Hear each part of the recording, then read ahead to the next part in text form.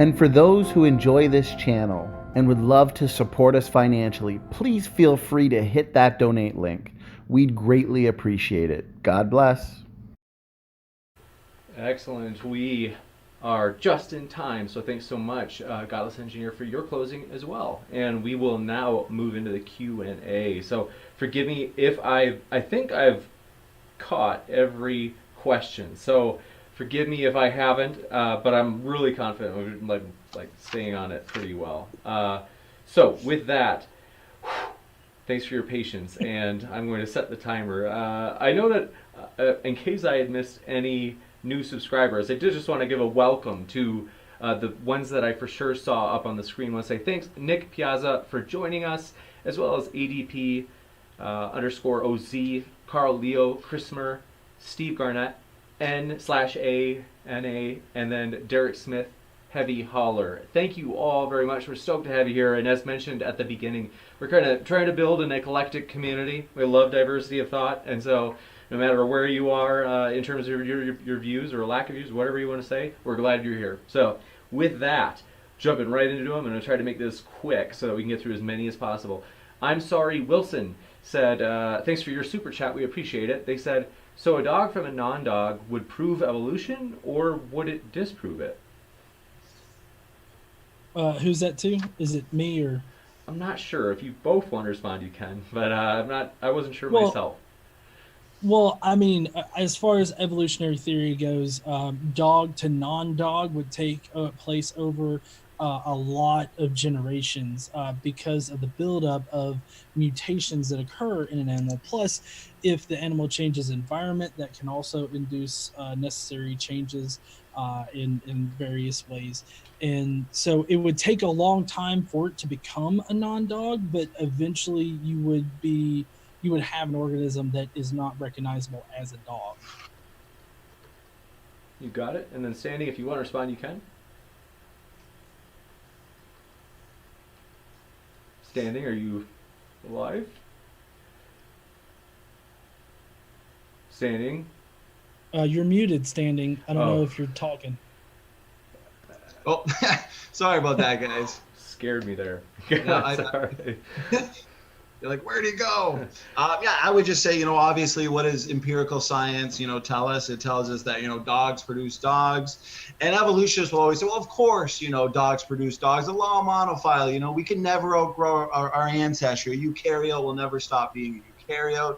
A mammal will never stop being a mammal. But at the end of the day, that's why they have to appeal to time. When you ask them, well, then do you believe dogs today ultimately came from something that was non-dog long ago and far away? And of course they have to say yes. And then that's when they appeal to their, SpongeBob fairy tale imagination, land of dogs, elephants, and pine trees being related. So I think that's where you jump from, a simple change in allele frequency and populations over time into something that's just not demonstrable or observable.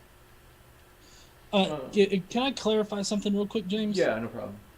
Okay, so I did notice that there were some people in the chat saying no, it would still be a dog, and that's why I emphasized that it would take a long time for something like that to happen. But like in the case of whales, you have a quadruped land animal that moved into more watery area and kept moving deeper and deeper into the water, and then eventually it lost its hind legs. And we have fossil evidence for all of this. So I mean, I'm saying that given the correct situation, the correct environment and whatnot, it could eventually change into something that doesn't look like a dog, because whales and dolphins do not look like the quadruped land animals that we see that were the proto ancestors of them.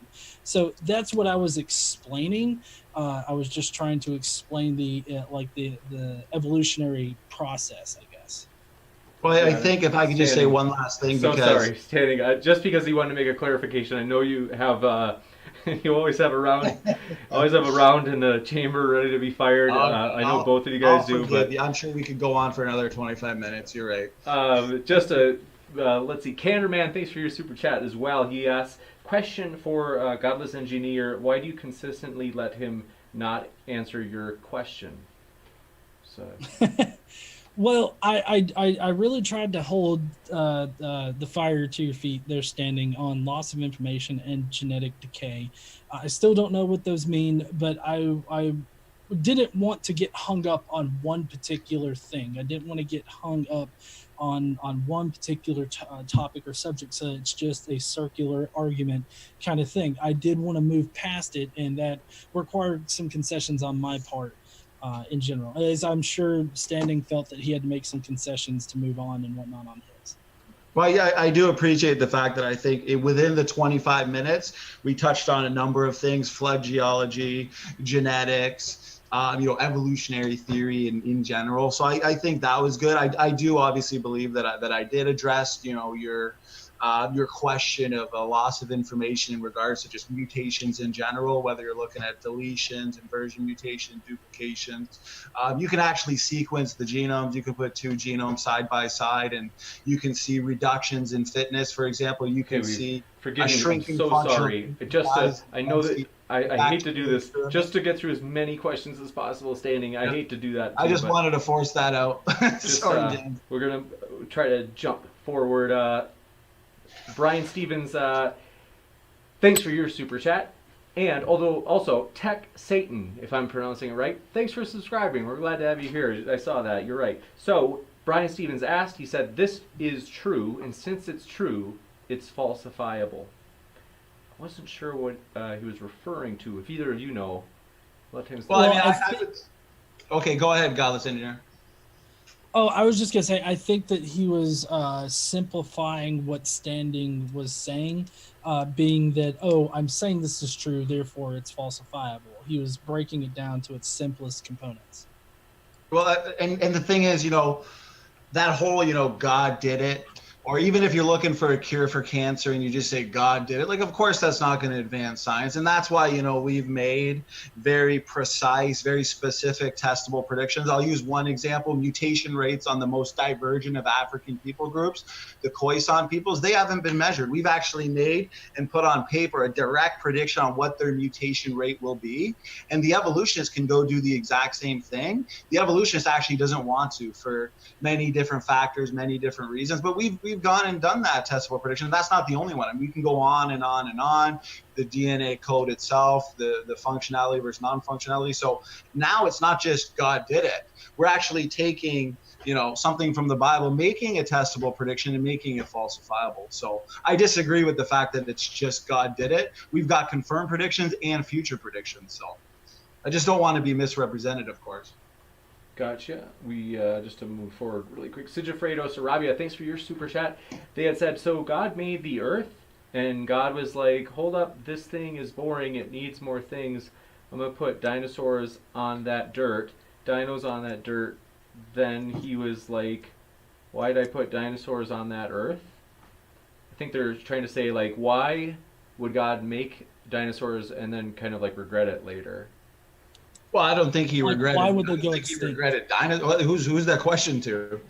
I think it was a super chat. Oh, okay. It's kind of more of a statement. Yeah, if you want to say something, Godless Engineer, go ahead. Oh no, I mean, I feel like the statement is more in the vein of like, why does God allow things to go extinct, or why has 99% of life on Earth actually died or gone extinct? Well, exactly, and that's why, according to the biblical base model of the fall, the fact that the Bible records a time when people had extremely long lives, and we look to mutation, low impact mutation accumulation to explain the lifespan decrease of, say, early biblical characters. So based on the fall, that's why we see this death, degeneration, extinction. That's what we would expect, devolution in regards to a biblical based model. But evolution, predicts and expects the exact opposite of that. So that's why it's contradictory to all known empirical evidence. Dinosaurs, they would have been brought on the ark as well. That's why you see all these, dragon stories, legends of dragons, Alexander the Great, Marco Polo, St. George, story after story, legend after legend. You see hieroglyphics, artwork, pictographs, even in the dictionary, I think hundreds of years ago, next to the word dragon, it said now rare. I mean, how do you explain that? The Leviathan, the Behemoth. Sorry to cut in. I know that you got a lot to say, but I just want to, just so we can get through as many questions. Did each of you get to respond to that one? Yeah. Okay. Barry Switzer, thanks for your super chat. He said, standing for truth, you aren't making testable, falsifiable predictions. Those are simply ad hoc statements. Well, no, so he obviously doesn't understand the fact that in regards to the LMN haplomap, there have been very specific predictions made on the most divergent peoples, say the Khoisan peoples, their mutation rates.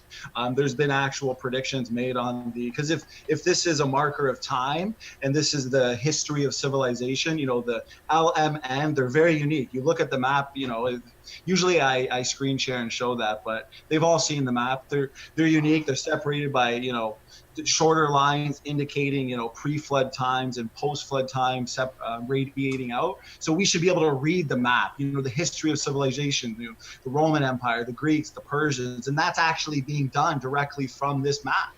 So that is, for one, there's confirmed predictions there and future predictions. So, they can just put their fingers in their ears all day and all they want, but it is testable and falsifiable predictions, all flowing from the placement of the L. So sorry, just to keep you short. I'm sick of the misrepresentations. Just to keep you short and pithy, I've got to try to move to the next one. DePooch, thanks for your super chat. We appreciate it. I saw you didn't write anything, but if you do want to write anything, you can just put it in at Modern Day Debate as like a normal chat, and I can read it for you because we appreciate your super chat.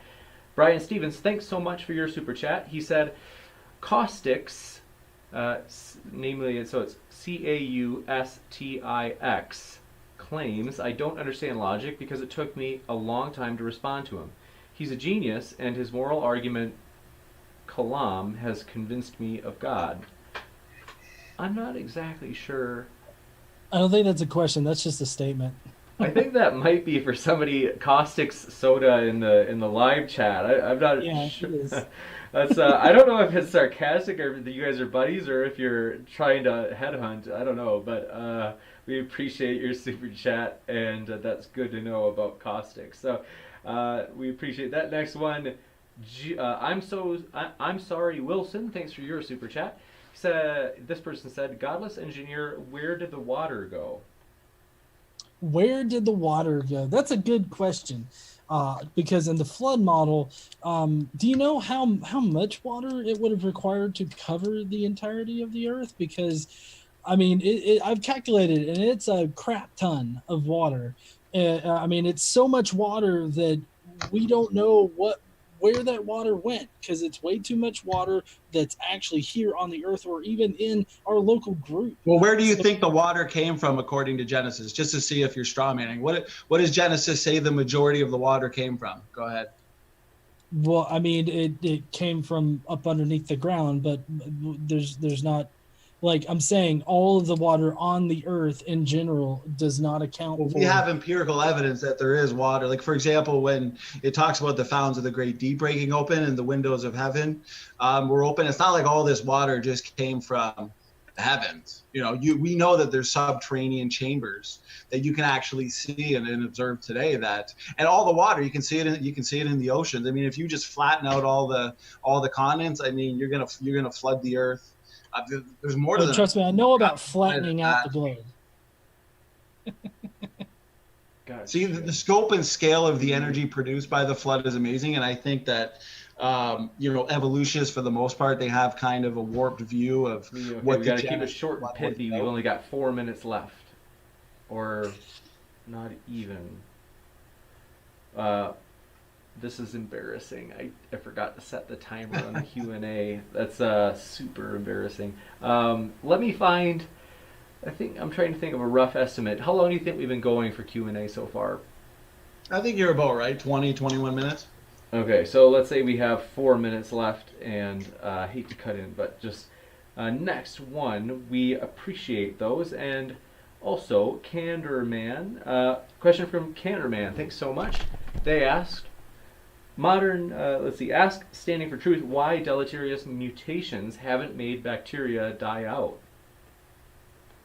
Well, that's a good question. I think it was last time that either himself or somebody else that I can't remember. But what's interesting about bacteria, you can just Google, reductive evolution in bacteria, and they are known to, lose genes, lose information. I know Godless Engineer is against, losing information or what it means, but you can just read paper upon paper about reductive evolution in bacteria. And Lenski himself, he's actually observed and demonstrated reductive evolution, because the beneficial mutations, and there have been beneficial mutations observed in his experiment, but they've all been mostly due to, reduction, loss of function, loss of promoter, loss of genes. And what they've done is they've gotten rid of genes short term, but it's long term degeneration. So Lenski, with his long term bacterial experiment, he's actually demonstrating genomic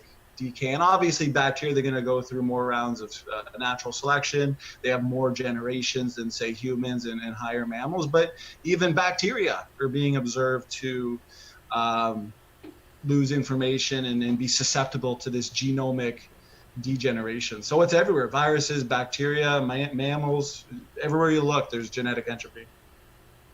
Gotcha. We had a super chat come in. Thanks so much. I'm sorry, Wilson, who said, I'm sorry, could Standing for Truth let Godless Engineer answer?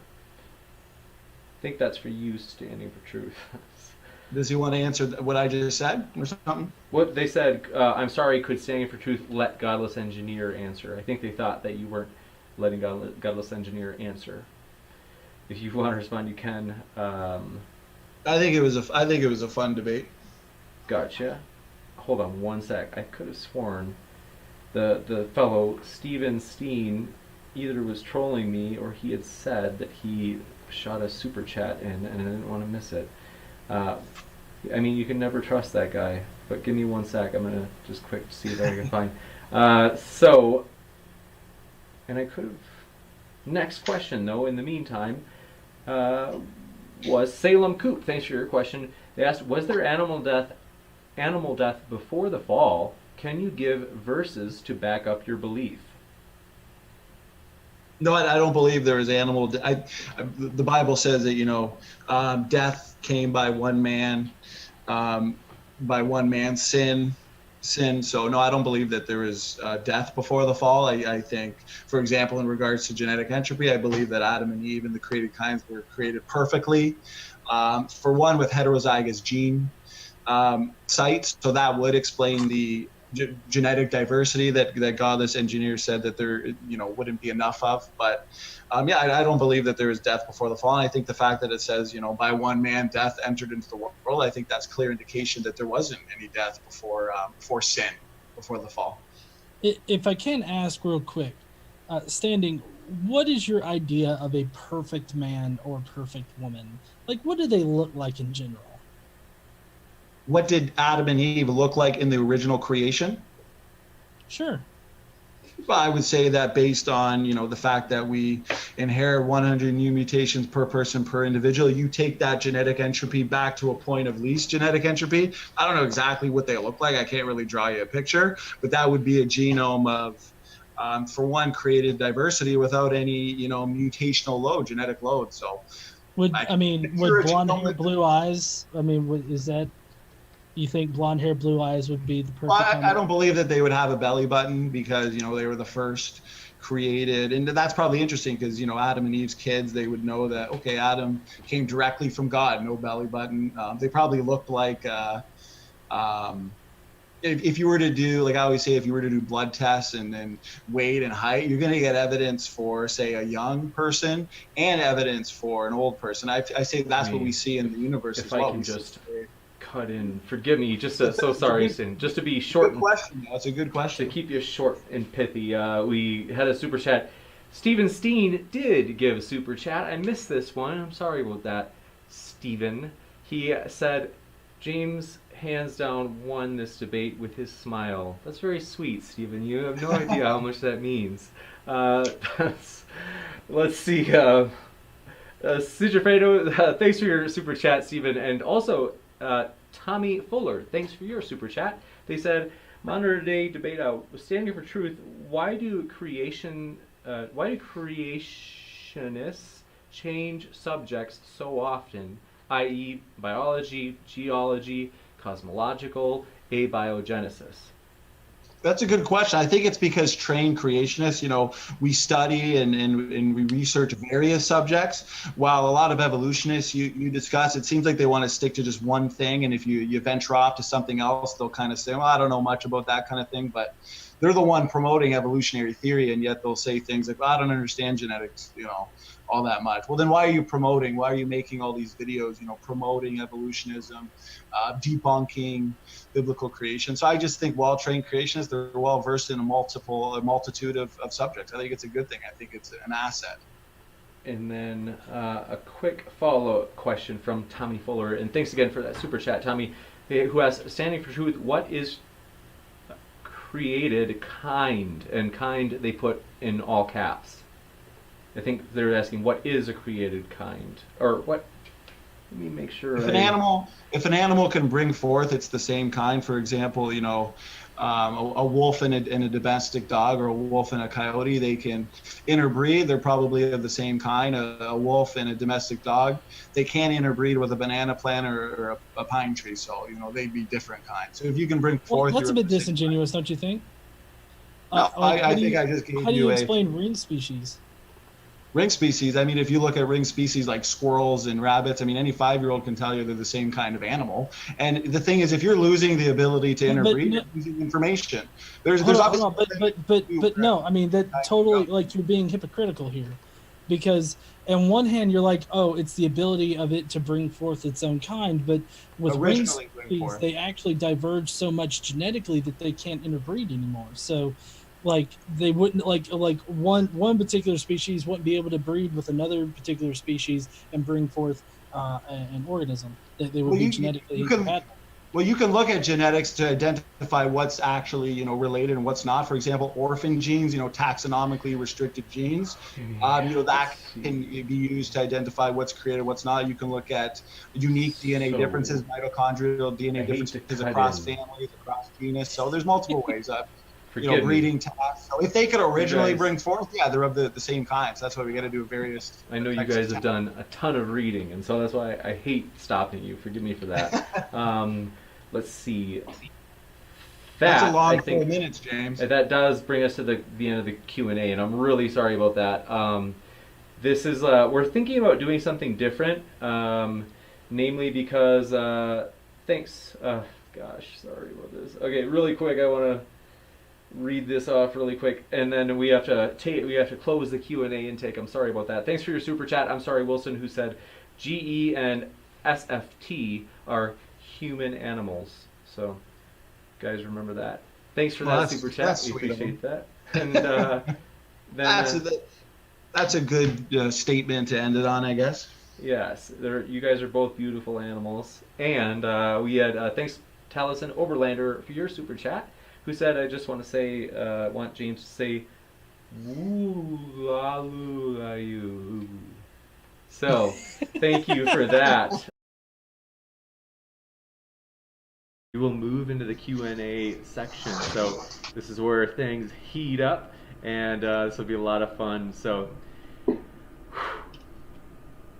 first, super chat from, as I mentioned, Dr. Hoven's alleged certified public accountant. Oh, the picture. Where did you get that picture? I honestly just think that's such a funny picture. But, okay. He said, all apologists lie. It's a job requirement. So my guess is that would be for you, Standing for Truth. If you want to respond, you can. What was it? Can you say it again, brother? That all apologists lie. It's a job requirement. That was more of a statement. You can move on. Actually, I'd like to address that. I would disagree, because a lie says that there's some kind of intentional misrepresentation of the facts, where I think Standing actually believes what he says. So I don't think Standing is lying. I think he's wrong, but I don't think he's lying. Gotcha. And next we have Karag Nightwolf. This is actually, he was so excited to ask this question that he actually emailed it. So before the debate, he said, hundreds of fine-tuned parameters in the universe forced atheists to believe in the anti-science idea of the multiverse. So why do atheists resist evidence throughout history? I think that question was from Jeremy. Sorry to. Oh, butt that in. is from Jeremy. Sorry about. I jumped the gun on that. This is not emailed in. This was actually came in during the live chat. Sorry about that. Jeremy, forgive me. We'll come right back to yours, Caragnite Wolf. But Jeremy asks, he says, kind of prefaces the question with, hundreds of fine-tuned parameters in the universe forced atheists to believe in the anti-scientific idea of the multiverse. And then he says, why do atheists resist evidence throughout history? All right. I actually had a conversation with a theist cosmologist last Monday, and we talked about the fine-tuning argument.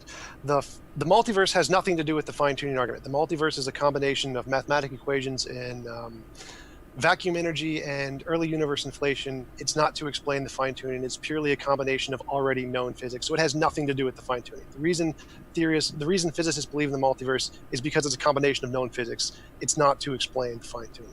Secondly, the fine-tuning can be explained by necessity, as in all of the laws are interconnected by some more fundamental law we haven't discovered yet, kind of like how we've discovered the weakened electromagnetic force are actually the same force. So we can say that the fine-tuning is just apparent because we haven't discovered the more fundamental thing yet. And it can also be explained by pure chance. Like, for example, not a great argument, one made by Victor Stinger, that the laws could be interconnected, and changing multiple congruent constants could make many different combinations of life-limiting constants. So nothing about the fine-tuning argument indicates a God. It was never evidence of a God, and the reason the multiverse was created has nothing to do with the fine-tuning argument. Gotcha. Thank you very much. And Caragnite Wolf, thank you very much for... Oh, no, it's Jeremy. Sorry, Jeremy. Jeremy Ike, 6/1944. Thank you for your question. So, next we have Caragnite Wolf, who asks, is genetic entropy happening across all life forms, animals, insects, and plants, or is it some of them? And can you make any scientific predictions on which life forms will go extinct next due to genetic entropy? Well, very good question. Yeah, I mean, we're seeing mutation accumulation in all species. It's even being revealed that, there's a high genetic load in certain isolated butterfly populations, and that they're vulnerable to extinction due to this high genetic load, just like the cheetah populations that we're seeing as well. Mammoth populations, as I talked about, they carried an elevated genetic load. Entropic degeneration on all level, as I was explaining to Tom in our back and forth. Alzheimer's, dementia, autism, asthma, autoimmune diseases, cancers, immunological diseases. These are going to be on the rise.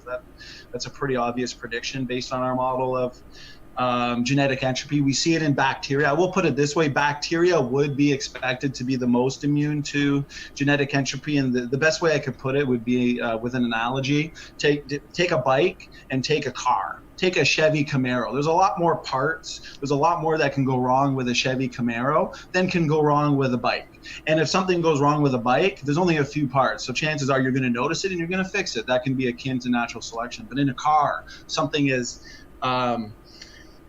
like a Chevy Camaro, I mean, it's going to degenerate faster because there's more things that can go wrong with it. But even in bacterial populations, you can just Google reductive evolution in bacteria. Even Lenski himself is revealing adaptations, of course, but they're largely accomplished by means of loss of function and loss of regulation mutations. So even these early human populations like hobbits, Neanderthals, they had a high genetic load as well. So to be honest with you, the amount of genetic entropy data, even in viruses, H1N1 human version, I mean, I could probably go on for hours and hours. It's everywhere. But good question. I appreciate it. Actually, I'd like to follow up on that. If genetic entropy is everywhere, then all single-celled organisms would be dead in 500 years. So it seems to rule out your hypothesis completely. Gotcha. So we will next go to James Downard, and his question is, for Standing for Truth, please name any working geneticists other than the narrow Sanford, so no T in there, Sanford creationists who accept the notions you are presenting. Well, all population geneticists recognize that man is presently degenerating. The thing is, they might come up with rescue devices such as mutation count mechanism, synergistic epistasis, because obviously they need to hold to their primary axiom. But at the end of the day, if these near neutral, low impact deleterious mutations are accumulating continuously, and they are destructive, and they are unselectable, well, at the end of the day, they're only going to slowly degenerate our information systems. And that's exactly what we would expect given a biblical-based model and a literal interpretation of Genesis. But you can look at even John Sanford himself, actually Alexei Kondrashov, you can read his papers, Michael Lynch, I think is his name. Obviously, they hold to pawns come to people evolution because they're not just going to tap out and say, okay, must not be true. They're going to come up with rescue devices. Just like when they're phylogenetic systematic trees, whenever there's inconsistencies, they'll resort to things like convergent evolution, loss of traits. So at the end of the day, there's always going to be a rescue device. But there's even a paper I would recommend Tom look into, or even you, James, or James Downard. It's the waiting time problem. So it's a rock solid paper. It's been read by 10,000 people with no serious critique, and it just has to do with the fact that even just to get one simple genetic word, say a string of 8, which would be a short genetic word, as I said, you need more time than the universe has had. So that actually falsifies bacteria to biologist type evolution. Hopefully that answers this question, and I appreciate it. Gotcha. I doubt that's published in the academic paper, but you didn't really answer his question, because his question was, like, are there any working geneticists who are creationists? Like, you claim that all these guys are having escape devices, but it seems more like to us that you're the one making up the escape devices and their stuff is actually just what's true. So do you know any working geneticists who are creationists, who believe in your creation model? That are working geneticists that are creationists? Dr. Tompkins, Dr. Sanford, Dr. Robert Carter, Dr. Nathaniel Jensen. I thought he was talking about geneticists that aren't creationists. That would make more sense.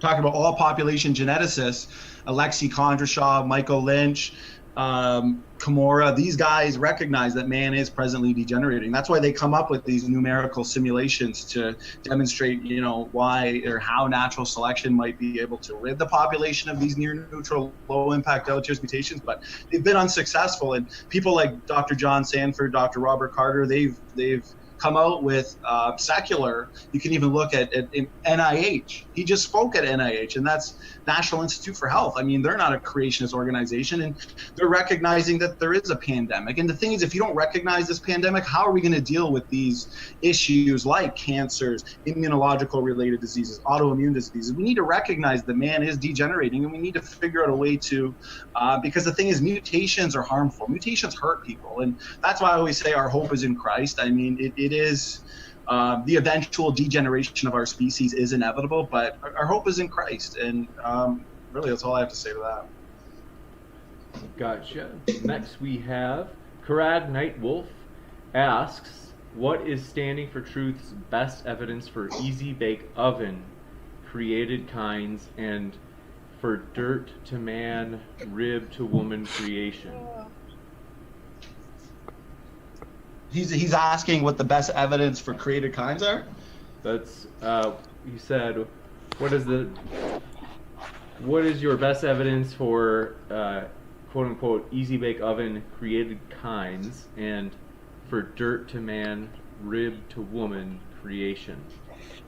Well, we could look at the fact that Eve came from Adam. We would expect there to be mostly two gene variants, and that's exactly what we see. And created kinds, where phenomenal work is being done on created kinds because it all depends on what type of testable predictions can flow from your choice. So, for example, say we choose family level as the created kind is in what's not ancestry shared and what is. I mean, we can look at orphan genes, which are taxonomically restricted, no evidence of any ancestry.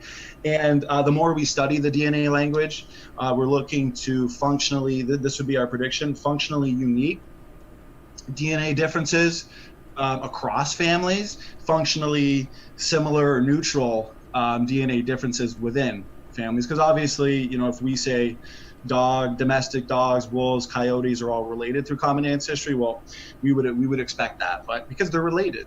So that's we're looking at inbreeding as well, obviously, because they'll bring forth after their kind, so it has to do with bringing forth. But it's in genetics where the battle's won, and it's in genetics where we identify what is and what isn't related. That would be identifying the created kinds.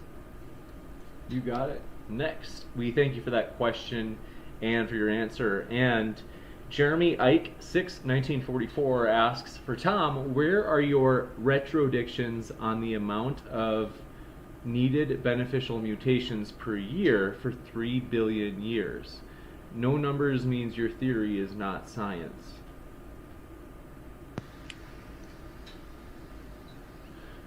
I'd just go with whatever the academic consensus says. Just go ask the biologist. I'm not a biologist.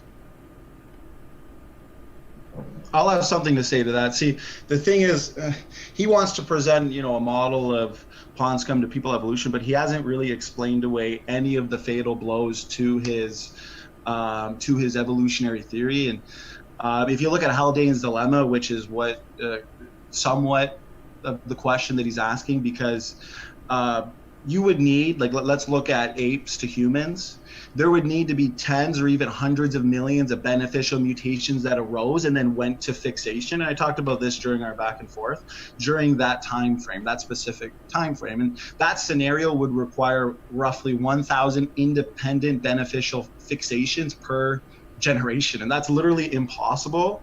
Pawns come to people evolution is impossible. And that's why I always say, that type of evolution is outside of just a normal change in allele frequencies and populations over time. It only happens in the minds of the evolutionists. They hope, they dream, they imagine. That's all I have to say. Gotcha. Next. Just a quick response to that. We actually have evidence. We can make future predictions. You can't. So more likely yours is the imaginary. Next we have James Downard, who asks, question for Standing for Truth, please name any... Oh, I already read that one. Sorry about that. Copy and pasted it twice, I think. Z Yonder asks, for Tom, are scientific theories fact?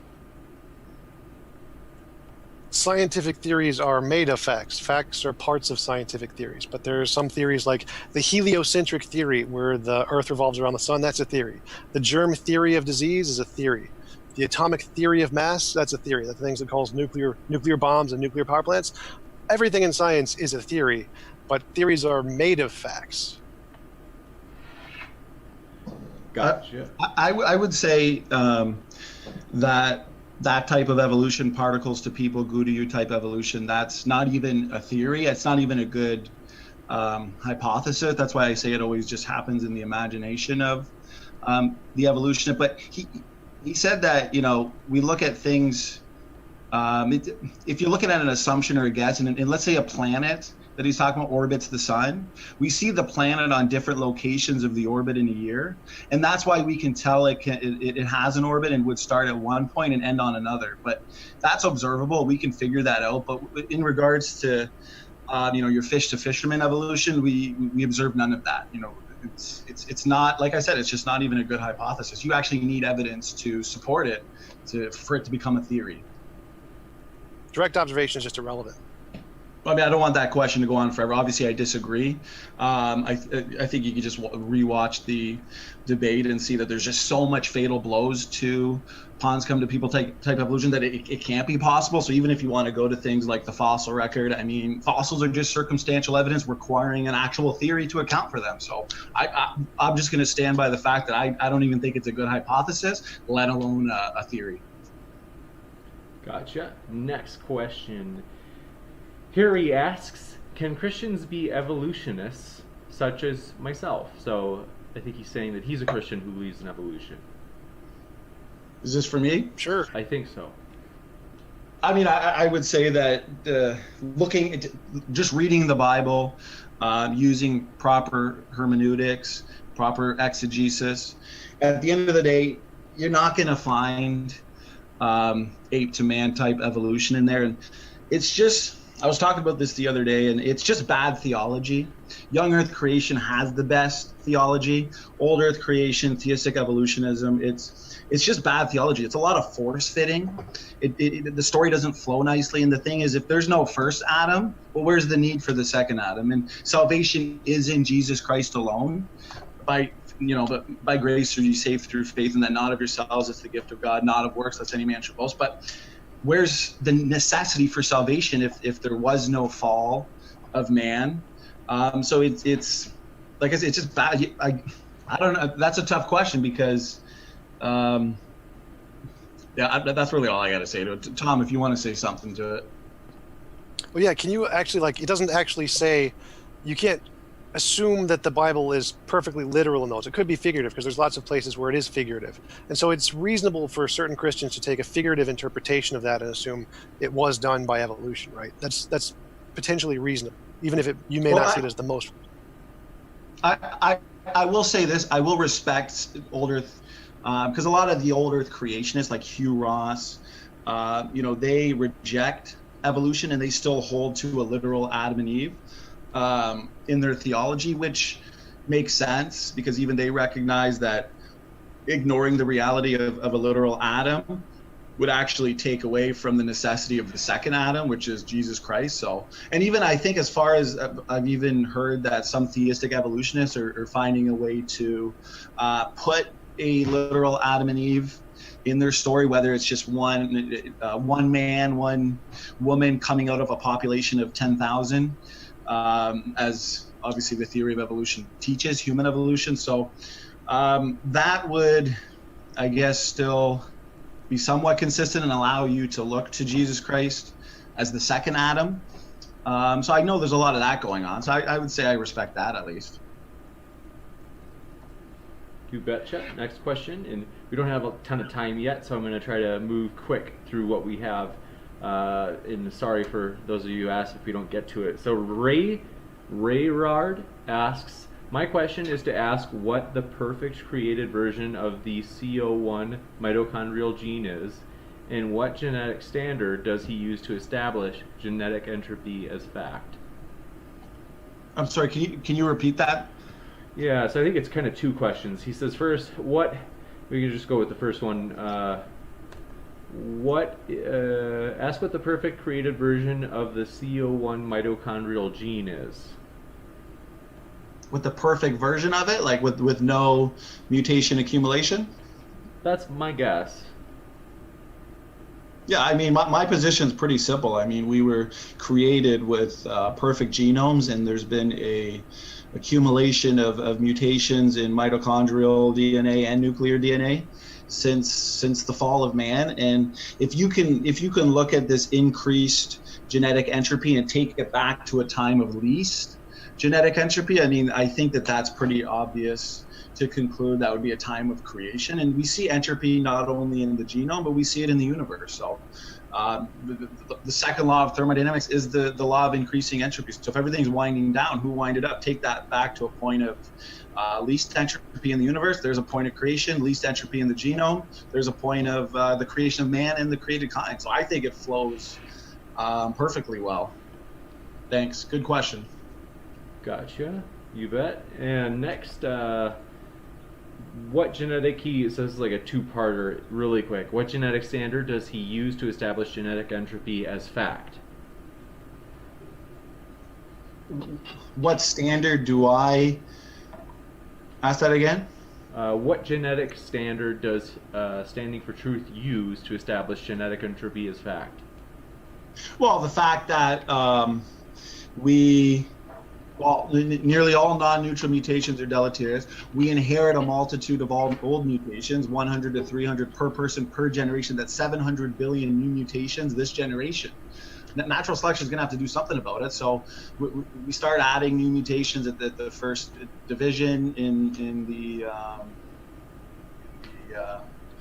pregnancy, obviously, and we die primarily due to mutation accumulation. We pass old and new mutations to our kids and grandkids. I mean, just looking at gene sequencing, mutations, the limits of natural selection, what beneficials actually do, how rare they are, epigenetics, there's a whole bunch of things that you can look at. I mean, population geneticists that aren't even creationists have always looked at this. That's why they have models, synergistic epistasis, mutation count mechanism. I would go look at those and see if you think those mechanisms will be able to explain the influx of deleterious mutations. I mean, the information's out there. I can't do all the homework for the evolutionists.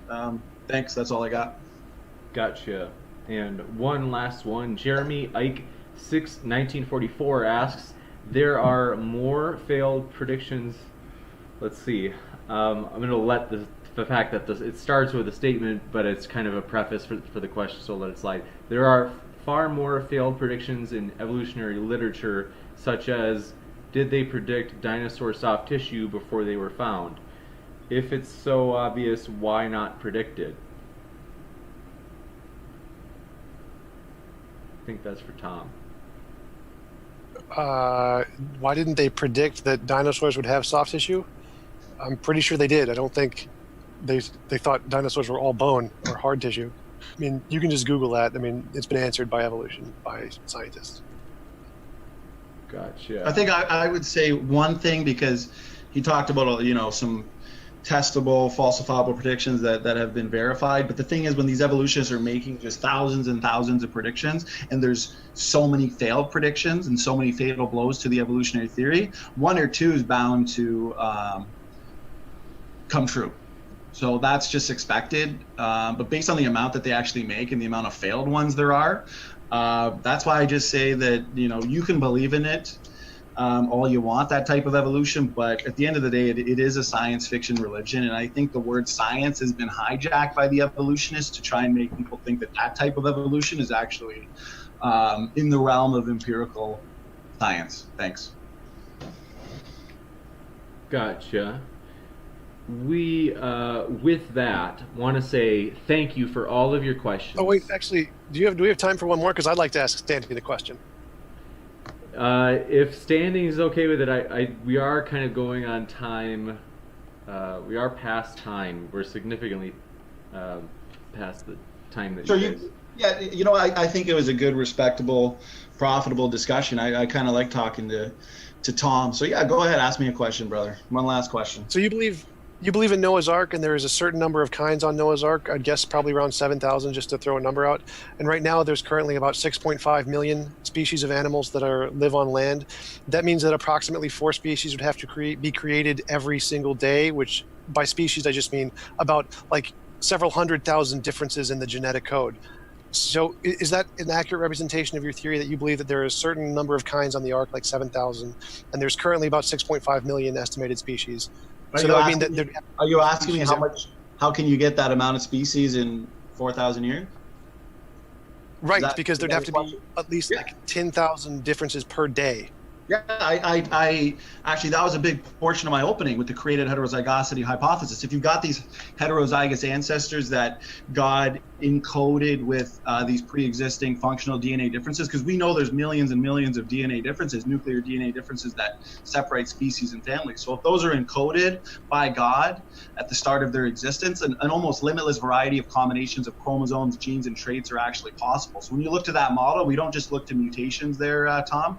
We look to recombination, gene conversion. They're going to provide many new varieties of these combinations of traits that I'm talking about quickly, since the differences are already built in. So it makes testable, falsifiable predictions that I've talked about earlier. My question was a little bit different. I was asking because in order to account for those species, you would need to have 4 new species every day. And a new species, I'm simply just defining it as something that has hundreds of thousands of genetic differences, which means in order to account for these new species, you need hundreds of thousands of differences every day. Your theory seems to have a much greater evolution than ours. I just don't think you understand what I mean by built-in genetic differences. There's millions of DNA differences in the nuclear DNA. So if these were built in at creation, created heterozygosity hypothesis, obviously through recombination and gene conversion, these new traits, new species would come about quickly, especially post-creation, immediate post-creation. Post-flood, you're saying that it's pre-programmed, that the species are pre-programmed into the DNA? The genetic diversity is pre-programmed. Actually, there's a paper out. I would recommend you look at it. It's a fulfilled prediction from, based on the created heterozygosity hypothesis. It's about finches, because we predict shifts from heterozygosity to homozygosity, right? Heterozygous DNA sites to more homozygous DNA sites would produce new species quickly, even in observed time. So we've seen just recently, observed time, new finch species came about through shifts in heterozygosity to homozygosity. So because we've just studied speciation and speciation events recently, the more that we do study, that's another testable prediction. There's going to be more observed cases like these finches, many more. But the thing is, it has slowed down since the flood. So there's certain rates, mutation rates, predictions have been made. I would just tell people to read Replacing Darwin. Very, very complex technical book, but it's all there. It's very fascinating.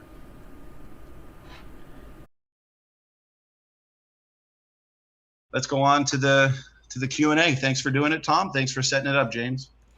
You bet. Thank you very much. And we will now read off the super chats. So thanks so much for your questions, everybody. And it was a wild one. So it was a spirited one, which we appreciate. And with that, Roy Lindsay, thanks for your super chat. They said, standing for truth's interpretation of the evidence is simply false.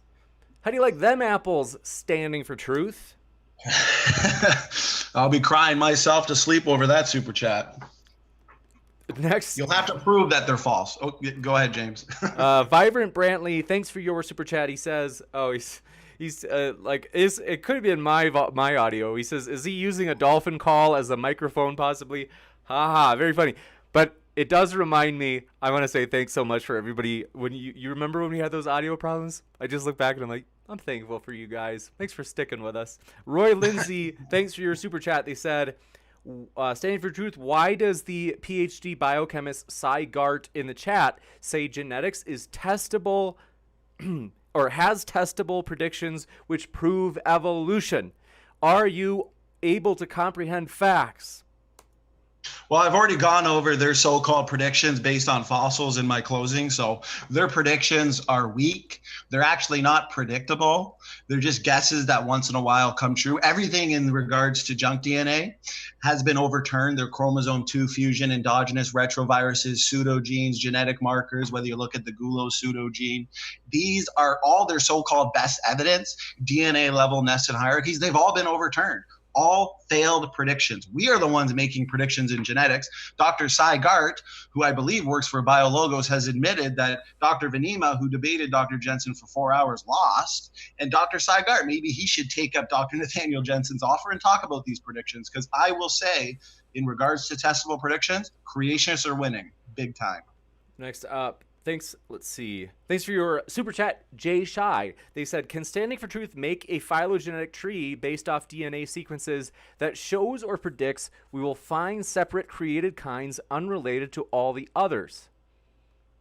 Very, very good question. So nested hierarchies, DNA level hierarchies, whether it's in nuclear DNA, whether it's in mitochondrial DNA, creation predicts the exact same thing. Therefore, we need to go to a testable prediction that can differentiate between the two models. And Dr. Nathaniel Jensen has made predictions. He's given a testable model on how we can use genome sequencing, phylogenetic systematic methodologies to find out what is related and what's not related. I've actually got his specific predictions here. For sake of time, I'm not going to read them, but I will post them in the one of his technical papers in regards to it. Has to do with the function of DNA differences. It's like 52 pages, extremely technical. I'll post it after the debate if people are actually interested in discovering how we can see what's related and what's not. Gotcha. One quick thing, just because Cy has been on before, and he just wanted people to know. He said, I actually don't work for BioLogos, so just wanted to get that out. And Steven Steen, thanks for your super chat. Oh, wait, we're jumping the gun. Sorry about that. Brian Stevens says, right now, Standing for Truth has 0 goose egg peer-reviewed citations. Thanks for your super chat, Brian Stevens. Standing for Truth, Thoughts? Actually, no. Actually, I do have a ton of peer-reviewed citations here. I can easily post them afterwards. For sake of dead air, I don't just, take 20, 30 seconds to post every single 52-page technical paper for people to read.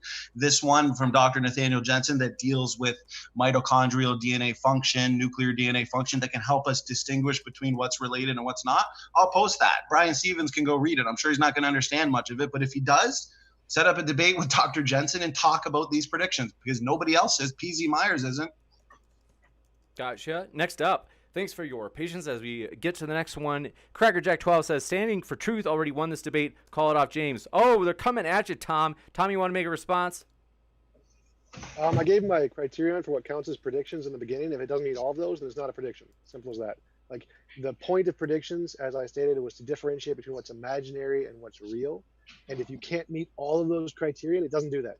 Like, the point of me going through the whole explanation of saying I can predict the sun will come up tomorrow is that anyone can predict it, which means it doesn't show your explanation isn't imaginary, which is why you need some criteria that other people who don't agree with your delusions can actually use to verify. So everything in science, you can just give it to anyone in the world, even creationists, and they can confirm it. They can use the same methodology to come to the same conclusions every time, no matter what.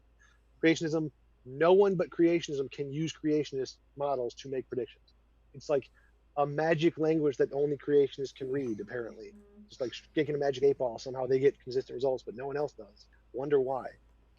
Gotcha. Let's see. Speed of Sound, thanks for your super chat. They said, question for Beta, standing for truth. I made up the beta part. He didn't really say that. Sorry. Okay. So just stirring the pot. Okay. He said, You make it fun, James. You make it fun. He said, if there are no beneficial mutations, then how did endogenous retroviruses end up mutating to have a function? That question's for me? Yes. That's what I would like to know. So a lot of these, whether it's the ALUs, these transposons, the endogenous retroviruses, now that we know that, let's say the transposable elements, for example, they're a very important source of tightly regulated, biochemically active, non-coding elements. And these are extremely important for numerous reasons. I can go on and on and on, but the evolutionists have to say that they were mutated and then co-opted to have these functions, just like these pseudogenes, which we now know are not actually genetic mistakes that are inherited from our so-called common ape ancestor. They're actually DNA elements that are important to sustain healthy life processes. They have to say those were co-opted as well. It's all post hoc, ad hoc reasoning. So these DNA elements, like endogenous retroviruses, they're evidence for design. God obviously put them there for various reasons, and because of the fall in genetic entropy, there has been disease, say, associated with some of these. But yeah, no evidence for evolution. Gotcha. Thanks so much. Next up, Movie Theory. Coming at you, Tom. They're talking some smack. They said James put Tom out of his misery. Has getting crushed. I think so. I think they meant he's getting crushed. Tom, thoughts? Can you hear me right now? Yes. Okay. What did he say? So James put Tom out of his. Did he make an argument at any point? He was just saying. No argument. I think they're trying to troll you, Tom. Yeah, so essentially Standing provided absolutely nothing that can be confirmed by other people. It's like if you say you have a made-up language that is somehow coherent, but no one can actually read it except you, it's probably not coherent. That's creationism. Gotcha. Thank you very much. Steven Steen, thanks for your super chat. He said, James is my rescue device. I don't know what that means, but thanks, Steven. It's off-putting every time. Sigifredo Sarabia, thanks for your super chat. He said, Tom Jump, you use, quote, induction, claiming evidence today to prove human evolution. If we can't observe this evidence, does it mean we are evolving right now? If not, how do we make the connection? If so, what will we become? Yes, I'm using induction. Yes, we can observe it right now. Yes, we are evolving right now. We can confirm that with testable predictions that can be confirmed by anyone, because anyone can use the model to make predictions that will get positive results anywhere in the world consistently, unlike creationism. Does that answer your question? I hope. So Sigifredo always likes to keep us on our toes. I think that might have.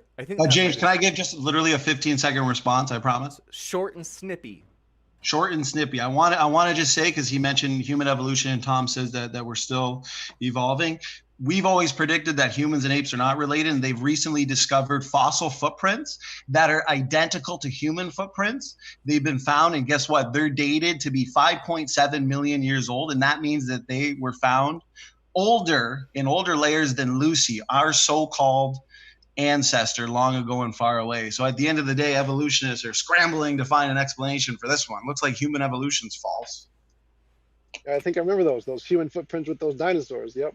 No, sure. not those. No. That's I know it's a joke. It's the same flaw. I get you, Tom. Gotcha. Tricky. Yeah.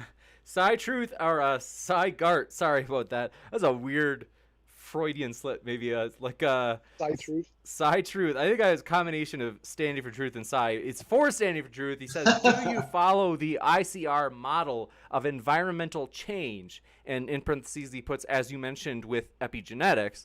And he said, or the AIG model that doesn't agree with this. Right. So I would say that the model that I was putting forth regarding to adaptive change, we can see that a lot of change is non-random. For example, the epigenetic related changes that we see. But I do agree that natural selection and mutations can also lead to change. Some of it may be random. I think he might be talking about, I think there is a specific scientist that says all changes are non-random, but predictions have been made on that. We'll see if they come true, but we are finding out that a lot of these changes are really non-random. It's like they were pre-programmed to adapt based on the surrounding environment. So I would say my position is a combination of both. Not strictly non-random changes. I think there are some random changes as well. Gotcha. Thanks so much. And Jay Shy, thanks for your super chat. They said, standing for truth, if majority of the genomes are functional, then how do you explain the huge genome in amoebas compared to ours? We are clearly more complex. Right. So genome size doesn't necessarily correlate to the information, like especially with amoebas. I mean, gene duplications do occur, which can actually like duplicate almost entire genomes. And but at the end of the day, the predictions that we're making, especially in regards to the human functionality or on mammals and animals and such, we're talking about predictions in the embryo, in human development. But amoebas, onions, these types of I guess plants, animal species, they don't have brains. They don't have a lot of the organ systems that humans and other mammals will have. So their genome systems, I would imagine, would be based on totally different DNA function related predictions. But good question. There are some anomalies there for sure. Gotcha. Thanks so much. Next up, Henrik Simonson. Thanks for your super chat. They said, when will creationism benefit biology or science in any useful way? Standing for truth, what have you got to say? Creation science based on the design model. I mean, we talked about epigenetics earlier and how these epigenetic markers are now known to act and control. What they do is they regulate the activity of our genes, right? It's our epigenome. And what our epigenome is doing, it's influencing our physical appearance in much the same way as our genes do.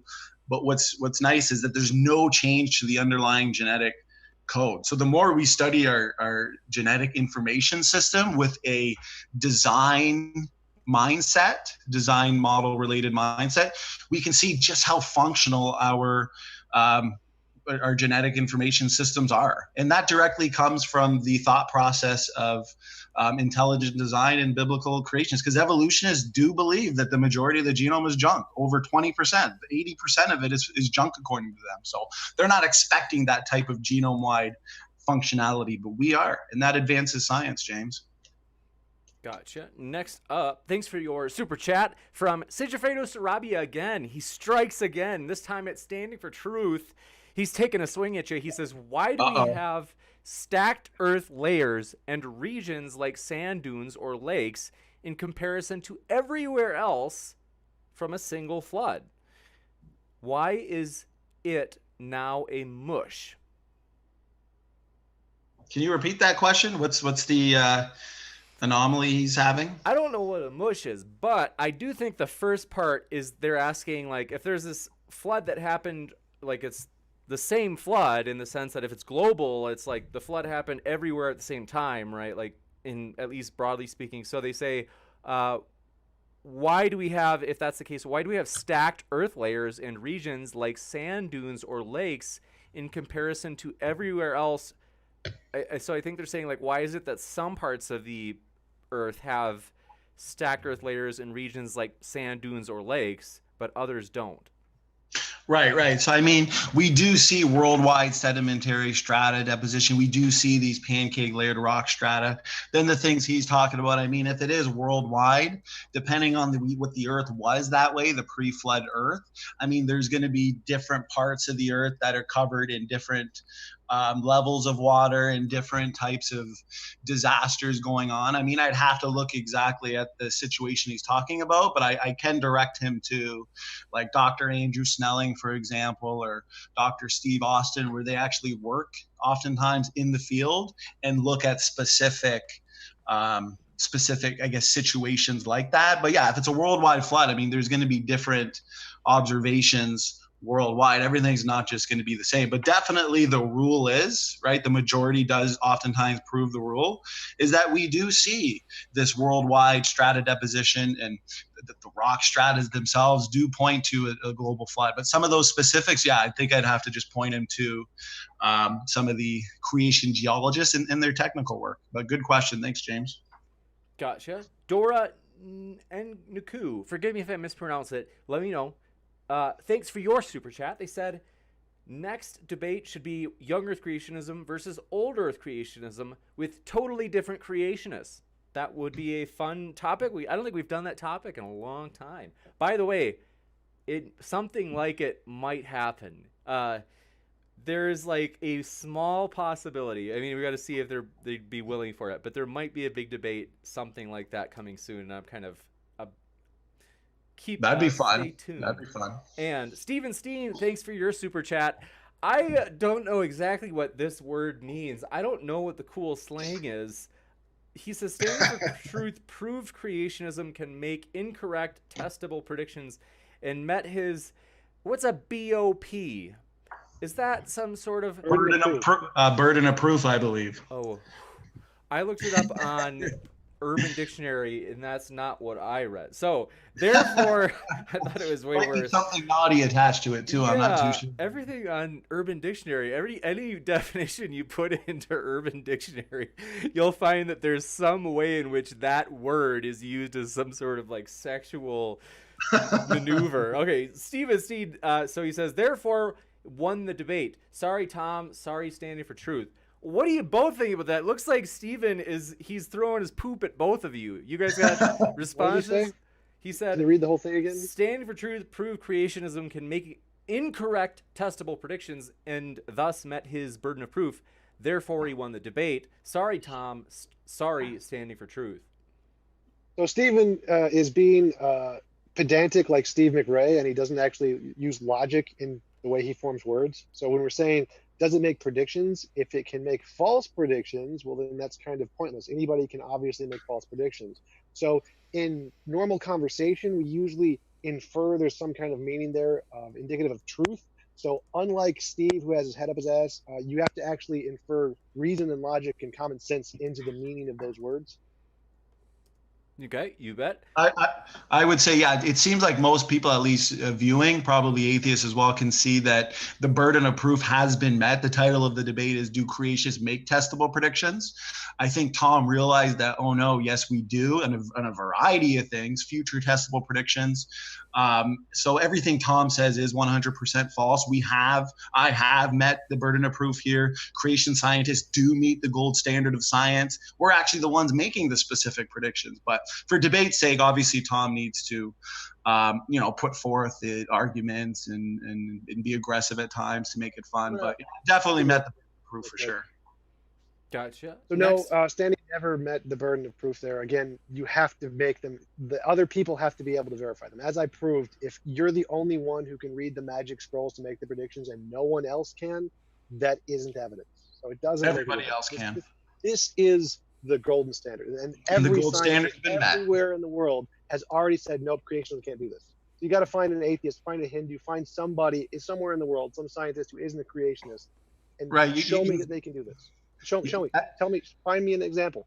You can say those same sentences over and over and over again, but it doesn't take away the fact that I have met the burden of proof and I've given you many testable predictions. You got to give me an example. Like, You hold on. got to give. 1 second. You have to give me an example. So sorry, you guys. Fight. Someone summoned Steve McRae. You had to say it. I enjoyed it though. You had to say his name. So I bet Steve McRae is gonna pop into the live chat and start talking smack. Oh man. We hope you're doing well, Steve. Tom loves you. It's like a love-hate relationship. It's very complex. I mean, but they really do love each other. It's like a father-son thing, you know. It's a twisted one, but. We definitely are. We're gonna move to the next super chat. What was it that I saw that just made me laugh? Oh, there's a super chat that I have to. We're gonna come back to Jay Shy. I promise we got that one from you, but I have to say it because while I can remember it, Garfield Lasagna. Thanks for your super chat. By the way, huge Garfield fan. Said.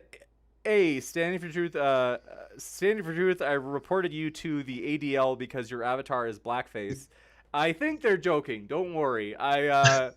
Because your avatar is technically I guess blackface. But the point is, what does that mean exactly? Well, because blackface is usually when a white person paints their face black, and your superhero person clearly has a literal black face. So it made me think of something though, that namely, I don't think I doubt they really reported you, but it made me think of we just got reported.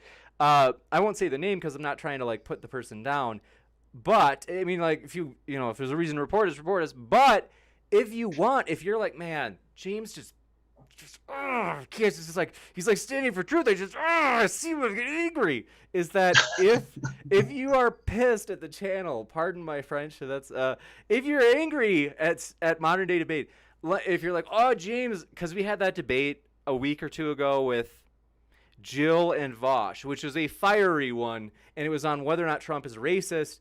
And someone reported us. They said, hey, you just platformed a neo-Nazi. I don't know if Jill's a neo-Nazi. Frankly, I doubt it. I don't agree with what Jill says, but nonetheless, I'm like, I don't know if Jill's really a Nazi. But the point is, if you're like, oh man, James, you make me so mad.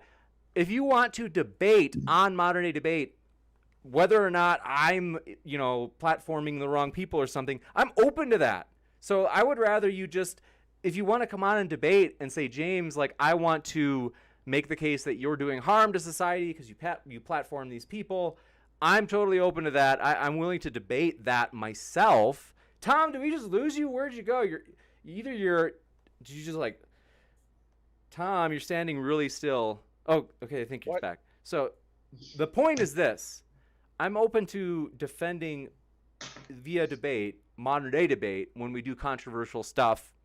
It'd probably have to be winter break because it's really busy now, but just want to let you know that. Speaking of the idea of reporting people, with that, thanks so much for your super chat, Jay Shy, coming at you. They said, how does Standing for Truth explain de novo gene birth? Hopefully I pronounced that right. Is it de novo? De novo gene synthesis.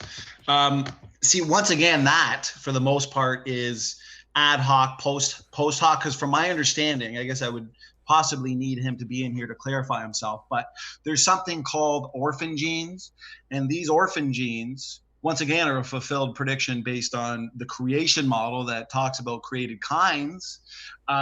Because these orphan genes, they're fully functional gene sequences that code for both a functional messenger RNA and a protein, but they lack similar counterparts in other organisms. So there's orphan genes specific to humans, orphan genes specific to, say, some of the apes. So that's actually evidence against common ancestry with humans and apes. So they have to look to de novo gene synthesis to explain some of these orphan genes. But it's circular because they see orphan genes exist. Therefore, they have to have an explanation. de novo gene synthesis. And de novo gene synthesis exists because there's orphan genes. So it's just circular. There's no real empirical, testable, and verifiable evidence for it. It's just all post hoc, ad hoc, as T-Jump likes to talk about. Thank you very much. We next up, Patreon priority question. Basically, if you hadn't heard, we do have a Patreon, and if you basically there's like different tiers. One of them, you get to ask, if you ask a question, it goes to the very top of the list. And Patreon, or I should say, like of standard questions. Brian Stevens, thanks for your question. He said, for Standing for Truth, your views on genome sequencing and bioinformatics work of your views on the work of Professor Eric Lander of the Broad Institute and MIT regarding genome sequencing and bioinformatics, which demonstrates common ancestry. Forgive me, let me read that one more time. Sorry, I think I screwed that up. Is that a statement or a question? Question. They said it's a statement. It's kind of half, so half and half. They say Standing for Truth's views on genome sequencing and bioinformatics work of Professor Eric Lander of the Broad Institute and MIT, which demonstrates common ancestry. Okay, so I think he's saying like your views are like borrowing from a person whose model demonstrates common ancestry. I think they're saying that. Well, I mean, yeah, they can use genome sequencing. That's how they build these phylogenetic charts that they'll look to nested hierarchies on a genomic level, whether they're looking at the endogenous retroviruses or specific genetic markers. They can look at SNP, and they're comparing all the different organisms and building their trees. But as I've stated, the genome sequencing, when utilized, actually demonstrates common design. I mean, you can look at the Hox genes. You can look at so much in the genome that suggests limited ancestry versus universal common ancestry. But for the most part, DNA level nested hierarchies, say whether in mitochondrial DNA or nuclear DNA, it's agnostic to the debate because both evolution and creations for the most part can explain it. That's why we need to look at predictions and data that differentiate between the models. And that's where, you know, specific predictions on DNA function come into play.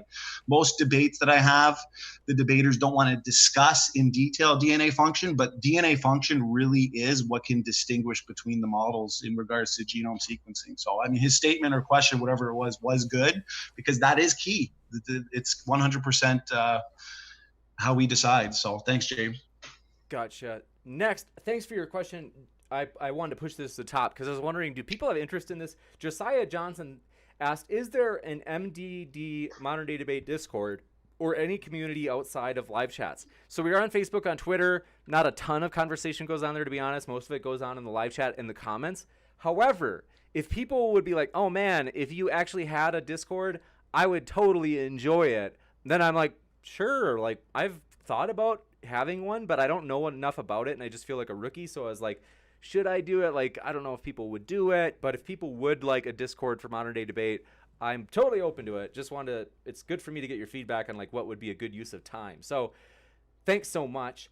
Next up, I'm going to try to get through just a couple quick questions. Sorry guys, if you guys are okay with it. We've got several more, but God of Spaghetti, thanks for your question. They said, for Standing for Truth, could you list a few of your sources? Sure, I can. Let me see here. I got all my sources here. What does he want me to do? Does he want me to post the links? So, I mean, I've got sources from peer-reviewed technical journals, obviously creation related, as well as articles, especially on endogenous retroviruses that I talked about. What else did I talk about? DNA function, epigenetics. These are all papers that are not, from creation peer-reviewed journals, whether it's from Nature. So, I mean, I can post the links if that's what he wants. Maybe I'll just post the links after the debate in the comment section. There's a ton of them. Gotcha. Next up, I'm going to try to just read through maybe like one or two more. Sorry, guys, that we're not getting through all the questions. I'm trying to just going through the top ones here. Emotionally Sent an Emoticon, thanks for your question. They said, let's see. I'm going to try to actually look for some that might be for Tom, too. They just, I want to push this up.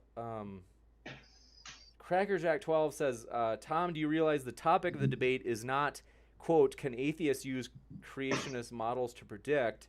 It's, can anyone use creationism to make predictions?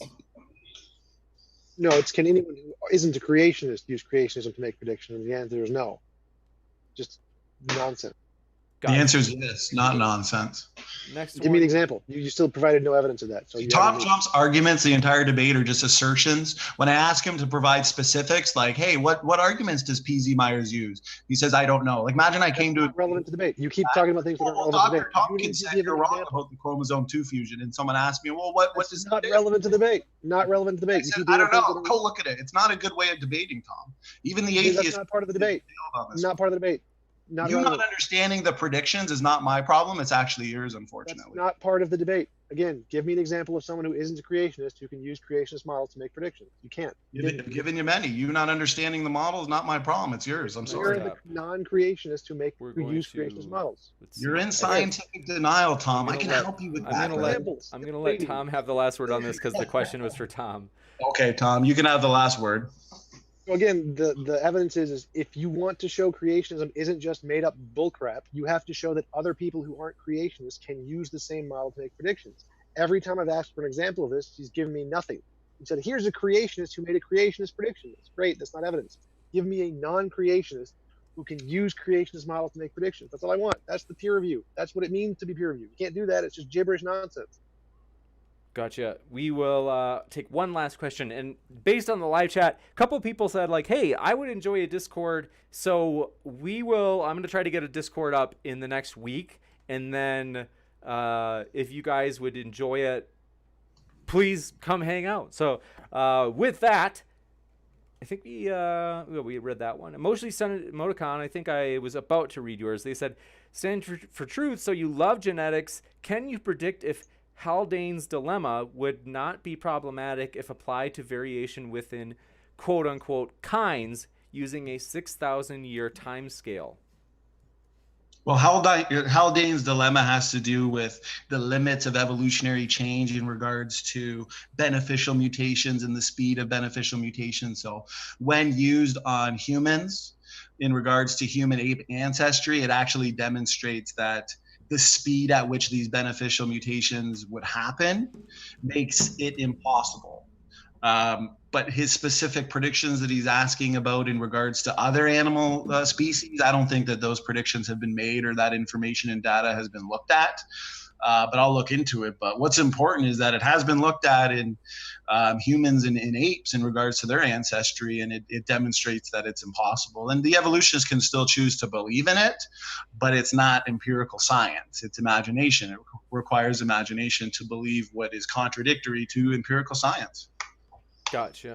We want to say thanks so much, everybody, for being here. It's been a blast. I love reading through the live chats, trying to keep up with it. It's been a lively one today, and want to say especially thanks to our speakers, who I really appreciate you guys being here. It's always a pleasure to have you guys on. You guys are fervent, passionate fellows. And so thanks so much for being here. Their links are in the description. So if you are like, I like that, I want to hear more, or maybe you're like, standing for truth, I just want to go to his page and just rip him. Well, his link is in the description. Well, there's many that do. So want to say thanks for being here and keep sifting out the reasonable from the unreasonable. And as mentioned, if you want a reminder, hit that little notification bell for the Destiny versus Praise debate on whether or not Trump is racist on Monday, November 11th. It's going to be, I think, a very wild one. So thanks for being here, everybody. Take care. I was not as prepared as I'd like to be. I apologize. But I can keep going. So let's keep going until either I collapse or I say something really stupid, which most people would say I've already done several times in this debate already. No problem. You guys are doing great. The audience is having a good time. We've got exactly 9 minutes left. So I can do that. Go ahead, guys. Well, if it's only 9 minutes and he's going to go after that, we could Q&A for audience. How's that? I like that plan. Let's do it. All right. Well, thank you very much. I certainly enjoyed it. Once again, I think he said a lot of things that have some grounding in truth. What I think, perfect. Oh, perfect. Actually, no, I just like him more. Okay, that's a problem. Oh God. Hello there, Pharaoh Matt. What we'll do is just switching back and forth, reading each question, and we can start with the super chats. so we respect their time, especially given. Oh, please, Matt Tutt has been doing this for at least 2,000 years. So we closed the Q&A. So like we're gonna try to move short and sweet through this. Standing for Truth, if you want to read off that first super chat from Steven Steen, you can. Steven Steen's about to give us all a good laugh, and laughter's the best medicine. So Steven Steen, super chat. Thanks for your super chat there, Steven. He says, dangerous debate, question mark. Not as dangerous as James Smile. Ooh. Oh, he's got an admirer. Don't encourage him. That's your own fan club, James. He's a sick man, but we appreciate. Well, that goes without saying. Yes, he's always trolling me. I don't know but we appreciate that super chat. Thanks, Steven, for being here and hanging with us. We had one from Sigifredo Sarabia. Thanks for your super chat as well. He asked, did every iguana become a dragon? Where did they go?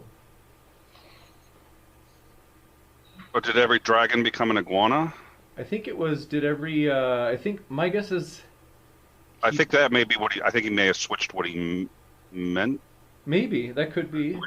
Because we still have iguanas, and we don't have dragons. So I can't believe he meant that the way he wrote it. I wonder... Either that or I need to take mescaline. One of the two. You got it? I don't know if it was... Okay, well, Sigifredo's, I'm watching the chat in case you want to clarify. I will keep an eye out. He just shot in another one as well. Thanks for your super chat, Sigifredo. He asked, how do you use Neanderthals as defense for the 6,000-year-old Earth? So, I'm guessing that one's to me. So Neanderthal, when they tested them, they found they have the exact same components as modern human beings. They were just they have the same blood type. Primates don't have the same blood types. They have the same genes that are shared by us. They found that they have red hair. They didn't have black hair. They found that they had freckles. They found that they have they made clothing. They even found a Neanderthal in Europe that actually had chainmail on it. That was incredible. So we know that they were human based on their genetics. It's not just like some assumption where I'm like, oh, just Neanderthal men, they look close enough. You know, they're probably human. Now it's pretty understandable. I think even most creationists now assume that Neanderthal are full humans. They weren't some new species that had nothing to do with us. Different species can't interbreed and make children. Neanderthal and human beings made it. So they were human beings. So. You got it. Standing for Truth. You've got the next one, bud. Okay, so I've got Ronald Mendonca here. Thanks for your super chat, Ronald. He says Chewbacca, 234 years old. Gandalf, 11,000 years old. Yoda, 900 years old. These and Bible stories are just that, stories. Well, I assume that was to me, and I think I just lost the debate. I can't beat the Chewbacca defense. We all know that. Anyone who's seen South Park knows you cannot beat the Chewbacca defense. It's over. It was nice. I appreciate everyone's time. Well, we appreciate your time too, Nick. We do have. I'm going to quick read through one that just came in addition to Mitchell's. Thanks for your super chat, Mitchell. He is just a no comment, but we appreciate your super chat. It means a lot to have your support. And also, forgive me, Raw Matt, if you had a response that you wanted to say to that last super chat, I didn't mean to cut you off. If you had on Yoda, I never met the guy. Okay, you got it. And Jake 3D, thanks for your super chat. He says, I must have academic sources for 25 mile per hour Neanderthals. Absolutely. I'll screen share. Hold on. Super interesting. Yeah, I was curious about that one too. There was one or two where I wanted sources. I can maybe go into the super chats and ask for sources. If I can quick ask a question to the chat, I'm curious. We have Slam mentioned we have some sort of like warning as you enter into the channel. Is that true? Like when people clicked into the channel, did they say something about like warning you may be viewing offensive content? I don't know why that would be, but I can check. I don't think she's fibbing. I don't think she's joking, but I'm it might sure not be she's everybody. not. And I'm like, I think we have such an innocuous channel. I know that we like, I know I'm pretty hardcore, man, but this is really. yes, that's right, Nick. Sorry if I got you demonetized. It's- I really am. Nick- Nick, you got to tone it down. You're hurting way too many feelings in here. They expected some violence out of this one. Huh? Nick got us. I don't. Okay, so Willie Mays fan said he did not get a warning. Brangel didn't get one. Cody, Frank, Walter, Will. Thanks. Maybe it was just Slam. I wonder if it could be that Slam. Maybe your settings are set for like more tame content, and I guess we're once in a while we're a little controversial because we've had some people in the past. It I may think just that's be what- Matt's outfit there. It could be Matt's outfit. That's a, Oh, yeah, that'll do. that's, So I just came in on I'm a. feeling rather offended right now. No, I'm just kidding. I came in on a signed out account and I got nothing. I can see the live debate. Everything's good on my end. Huh, that's weird. I think it's because of Matt's cultural appropriation. That's pretty bad, Matt. But Him and Kim Kardashian, we're gonna have to. triggered. Okay, so we appreciate. Thanks for that. I appreciate the feedback. By the way, it is true though that one thing that's weird is we do sometimes. I don't know if it's because of the last video that we have. Sometimes if we have a controversial debate prior, the next video will be automatically demonetized, and it's not a big deal. Like we're not doing it for I'm doing it because I just love it. But it is true that like for software upgrades and stuff like that, Photoshop, we are like we're happy to be monetized, and sometimes it's even. One time we had a debate that was I think quasi controversial, and the next video I uploaded was the channel trailer. It only had music, no words, and it got demonetized. I was like, what? Like, what? It just... That's the one to get demonetized, actually, because you could always just. I mean, you're not selling ads during the trailer, are you? I mean, that's the perfect one to get demonetized. Now you can do an Aaron Raw or something else like that, and you're going to be fine. I don't know. I mean, I think we're pretty easygoing. But anyway, all right, Standing for Truth. If you want to read the next one, we'll keep moving. But thanks for that feedback. No problem. So it looks like I got a question here from Emotionally Stunted Emoticon. So he asks, this is a question for Raw Matt. He asks, isn't it particularly strange that these unusually old ages were mostly, and then in brackets he says, if not always, attributed to men? Seems a bit egotistical to me, to not mention animals. Go ahead, Matt. I don't think they cared about studying animals at all back then. That's more current kind of research. People back then, animals were considered servitude. They weren't meant to be eaten. It was meant like a cattle for pulling a plow, things like that. Animals weren't for anything but for man. We have dominion over them. We weren't supposed to kill them, slaughter, and do bad things to them. We test them for different things. People were just kind of it would be pets, kind of like a dog. You test them and beat on your dog.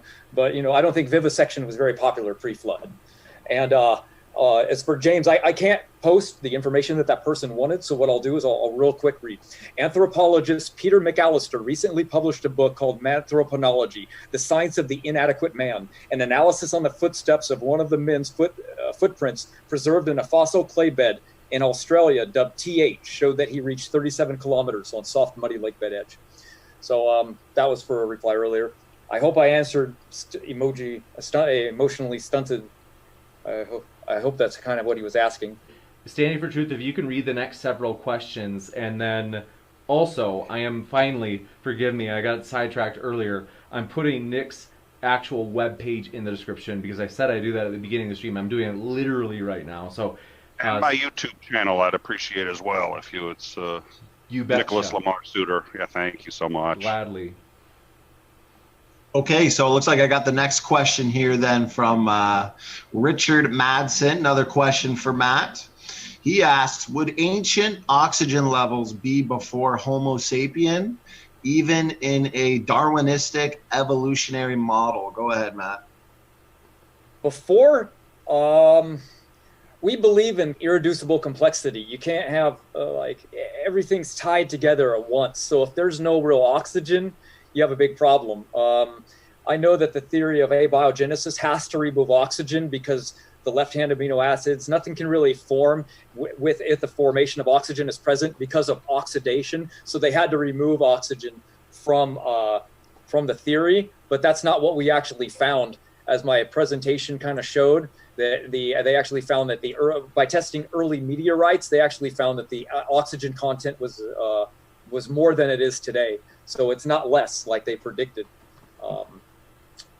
So I guess that answers that one. I can scroll up and show you again. Okay, thanks for the answer there, Matt. Unless you had something to say, Nick, I can go on to the next one. I think he went AFK. I did not go AFK. You have absolutely no faith. I just wanted to demonstrate that you would actually keep making an argument against an empty chair, which is called an empty chair interview, and it's very disingenuous. I have nothing to say. Thank you. Keep going. There's my screen. Awesome. I normally most people who see my debates know this. I sometimes have to walk, and that's why I have a wireless headset so I can still hear everything. So it's like they see the chair. People who haven't seen me before. So James knows. I figured he'd bail me out and say, "Yeah, Nick is still there. I'm still here. Yeah. I'm listening. Every word you say. I'm completely listening in." Hey, Nick, you're walking for truth, man. Nothing wrong with that. So next question from Saint Knight. Thanks for your question. This one's for Matt again. Matt, you're very popular tonight. What about this passage? He's cheating. He took off his shirt. Of course he's getting all those super chats. I would listen. I'd take off my shirt too, but all the super chats would be, Nick, put your shirt back on. I always thought Halloween was in October, but party on. Not where I live. Okay, so the passage. So he says, "What about this passage? Then the Lord said, My spirit shall not abide in man forever, for he is flesh. His days shall be 120 years." I think that's in Genesis. He doesn't specify though. Well, that was talking about the people after the flood. He was very disappointed in man and how sinful they were and how their heart was continuously filled with contempt and evil. And so he said he regretted that he had made man to live for so long, and so he reduced the age. So after the flood, you see a dramatic decline in the parameters of how long people were to live, and now look around, we don't actually pass that 125-year-old mark, which is mentioned. So it's pretty good prediction on that. We'll go right into the next one then. This one is from Steven Steen. Question for Raw Matt. If God made 900-year-old humans, James would have been his first pick. Checkmate Nick. Ooh, Steven's back at it with the compliments again. I keep getting my butt handed to me on this one. This is not going well. At least you're a good sport about it, Nick. We appreciate it. Well, thank you. Come back anytime. All right. We had just right now. This isn't even your channel. Wait a minute, James is the one. Wait a minute, James. Where'd you go? We had just had a super chat. Jake 3D, thanks for your super chat, who said, "Matt, you are denying quote unquote God by trying to extend life." Well, if he created man to live forever and sin brought death into the world, we're not trying to live forever. We're just trying to extend our lifespan. It's like saying there's no reason to eat better anymore. I guess it's just better to get over with. No, God wants you to be healthy and happy and live a long time, or else he would have never created us to be that way. So, it's kind of strange to say that he doesn't, we glorify God in our health. We can't glorify God if we're sick and in the hospital and dying. Matter of fact, that's when most people blame God for their problems. We're supposed to be healthy and happy and helping others. Kind of odd to say that denying God. I don't know. He made people to live forever. Gotcha. Okay, no problem. So this, let me see here. Raphael Block. His question, it doesn't specify anybody, but let me see it. He asked, since humans lived 900 years before the flood and 90 after, wasn't eating meat the cause? I suspect that's for you, Matt. They believe that it was because they think that there wasn't much to eat besides the animals that were brought on in the ark, the 7 clean versions.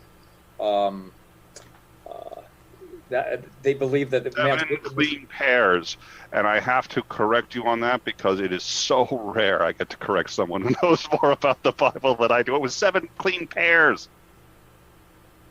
Right. Yeah. So they think that's what the descendants of Noah were eating. The 7 clean pairs of animals. So yeah. But that's what the Noah movie actually with what was his name? The most recent one where the rocks came alive. Russell Crowe, yeah. Yeah, the Russell Crowe one. That's what caused the flood, was the evilness towards animals and killing and starting to eat them. But that movie was pretty crazy, like Lord of the Rings. That was a big one.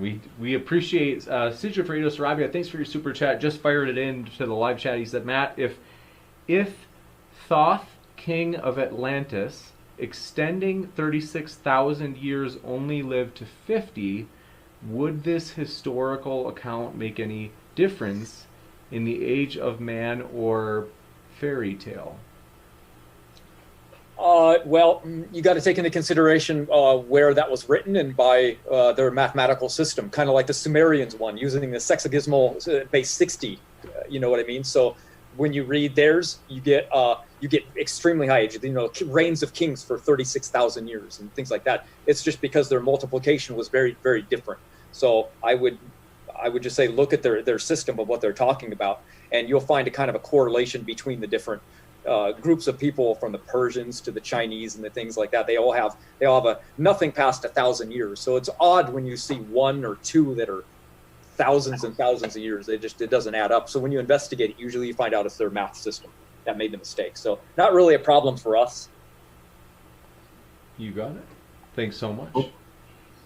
Okay, so I got the next question here. Oh, I'm sorry, James. Nope, go ahead. Sorry about that. No, that's okay. So next question again from Raphael Block. He says, Adam and Eve had fewer mutations, but with all that incest in the earliest few generations, why no bad mutations? I guess that's for you as well, Matt. Well, because they wouldn't have been married. Since there's no real mutations, there's nothing inherently degradative, like really, really bad. If there's less mutations, there isn't going to be much to pass on as far as mutation goes. So they've actually found that there's an article called Go Ahead and Kiss Your Cousin, and they found that most very rich and royal families marry their first cousin, and they actually don't have genetic issues at all. Matter of fact, they actually found to have more family members. They actually can, without error whatsoever. It's when you marry direct brother and sister that it becomes a problem, and that law didn't actually come out in the scripture to not marry your brother or your inside your family until about 1,500 years later. So by then we would have assumed that was when it became a genetic issue. So in the original, there's no bad mutations to actually have a problem with that, but they didn't marry direct brother and sister for very, very long after. So they would have been marrying like cousins, because they spread out. They were told to reproduce and go throughout the world. And so that's kind of what humans do. We're traveling nomadic. So they wouldn't have had too much problems with that. But yeah, of course, nowadays with the mutational load that we have, you can't do that. But back then it would have been no problem genetically. Thank you very much. And I'm going to jump back in with you, Standing for Truth. Galaxy, or Godless Galaxy, thanks for your question. We appreciate it. This is for Raw Matt, and it is, do you know that the planes from World War II in Greenland, where they landed, were in ice sheets that seasonally melt? Which wouldn't that disprove your idea of ice cores? Well, yeah, but if they said seasonally melt, then the planes would have been actually visible. So if they just melted every year that the ice would build up, then the guy looking for the planes wouldn't have had to bore down 130,000 years through ice core layers to find the planes, which is what happened. So if they were melting, think about it. Like, okay, I land a plane, and then it snows on it, and then it melts by the next season, and then the next season comes and melts again. Well, the planes are still sitting there; they'd be visible. So I find that very weird, logically, to say that, well, if they melt every year, then how come they're under ice still? So, gotcha. Standing for Truth. Awesome. Okay, it looks like we got Walter White here from Breaking Bad. So thanks for your question, Walter. He asks, this one's for Nick. Looks like it's the last question that I've got, at least. He says, Have you read, well, it's a tough one to say, have you read Kierkegaard or Hegel? I didn't butcher that too bad.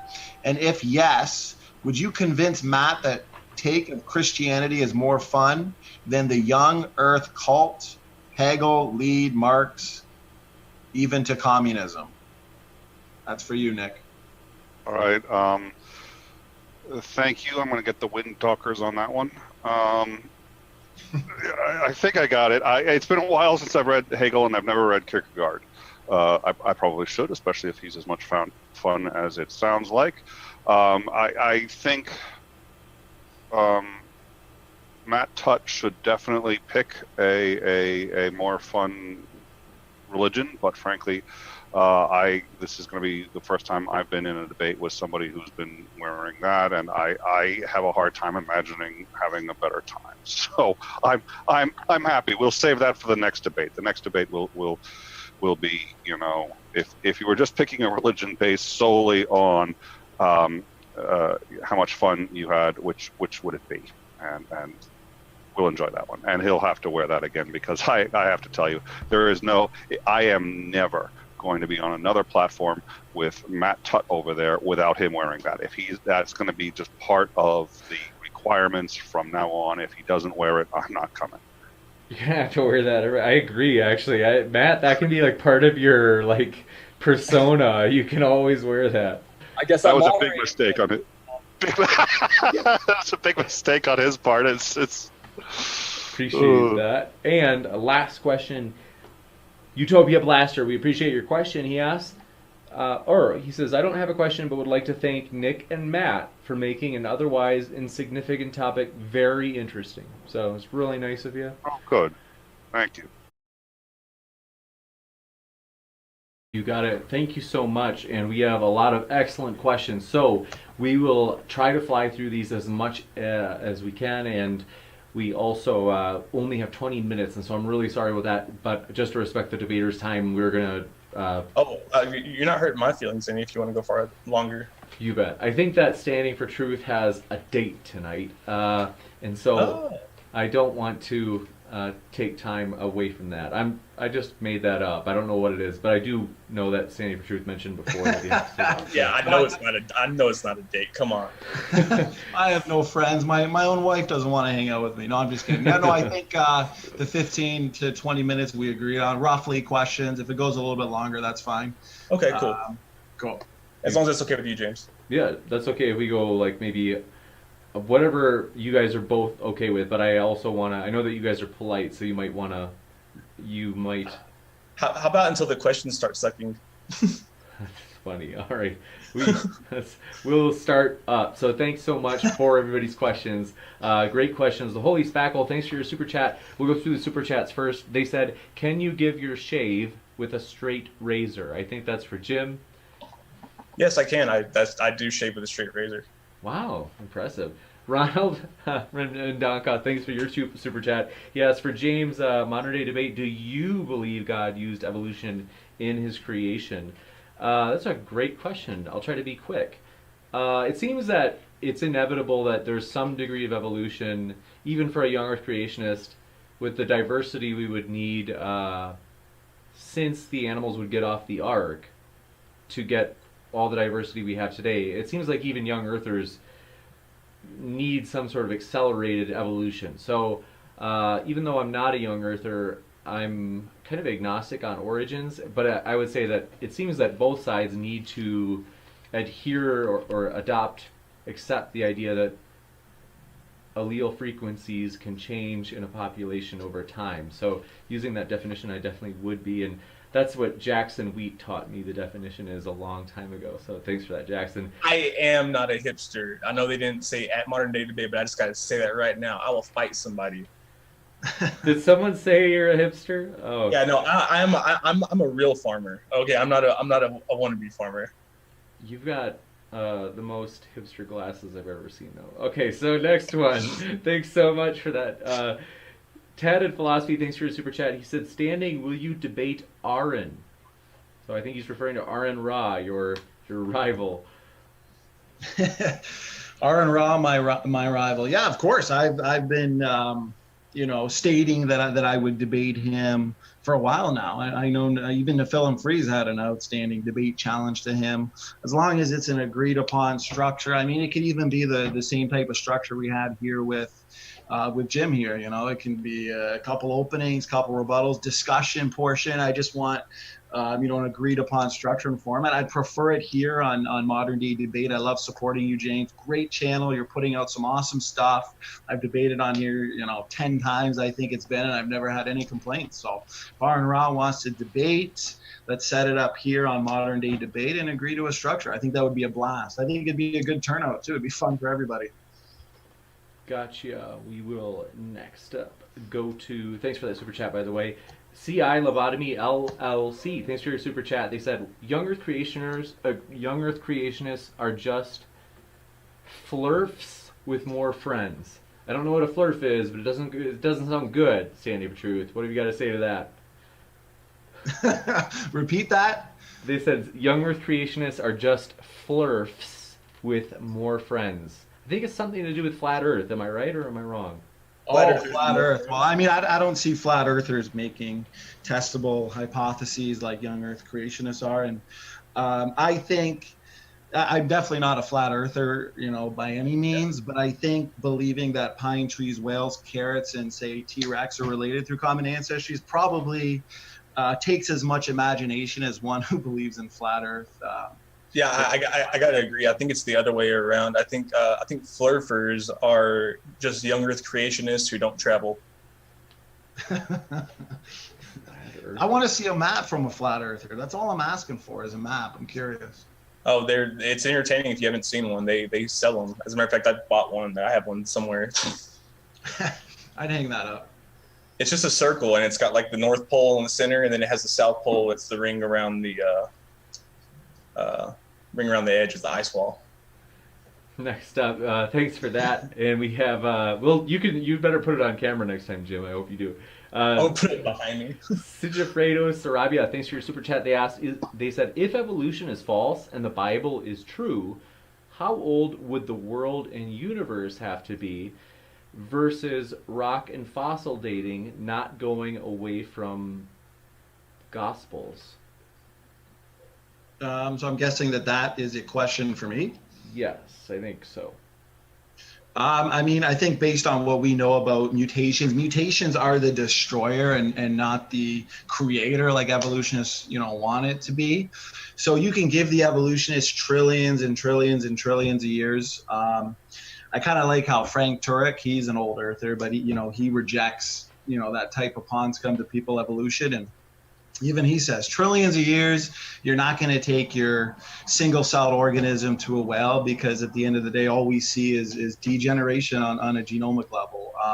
So evolution to be false, that type of large-scale evolution, I mean, it can be false in an old Earth.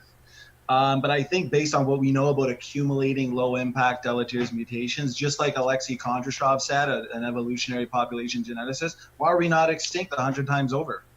That proves a young genome, and you could probably directly prove a young Earth from that. But thanks, James. Gotcha. Thanks so much. Next, we have Sigifredo Sarabia. Thanks for your second super chat. They said, if evolution is true, so flip it. If evolution is true and the Bible is false, who came first, male or female, and what quote-unquote sex did that genome mate with? That's the thing though about evolution. It's a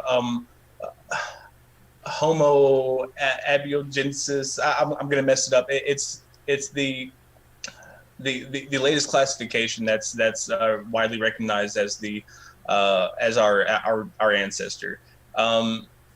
It's not something that just happens. And Astrolo.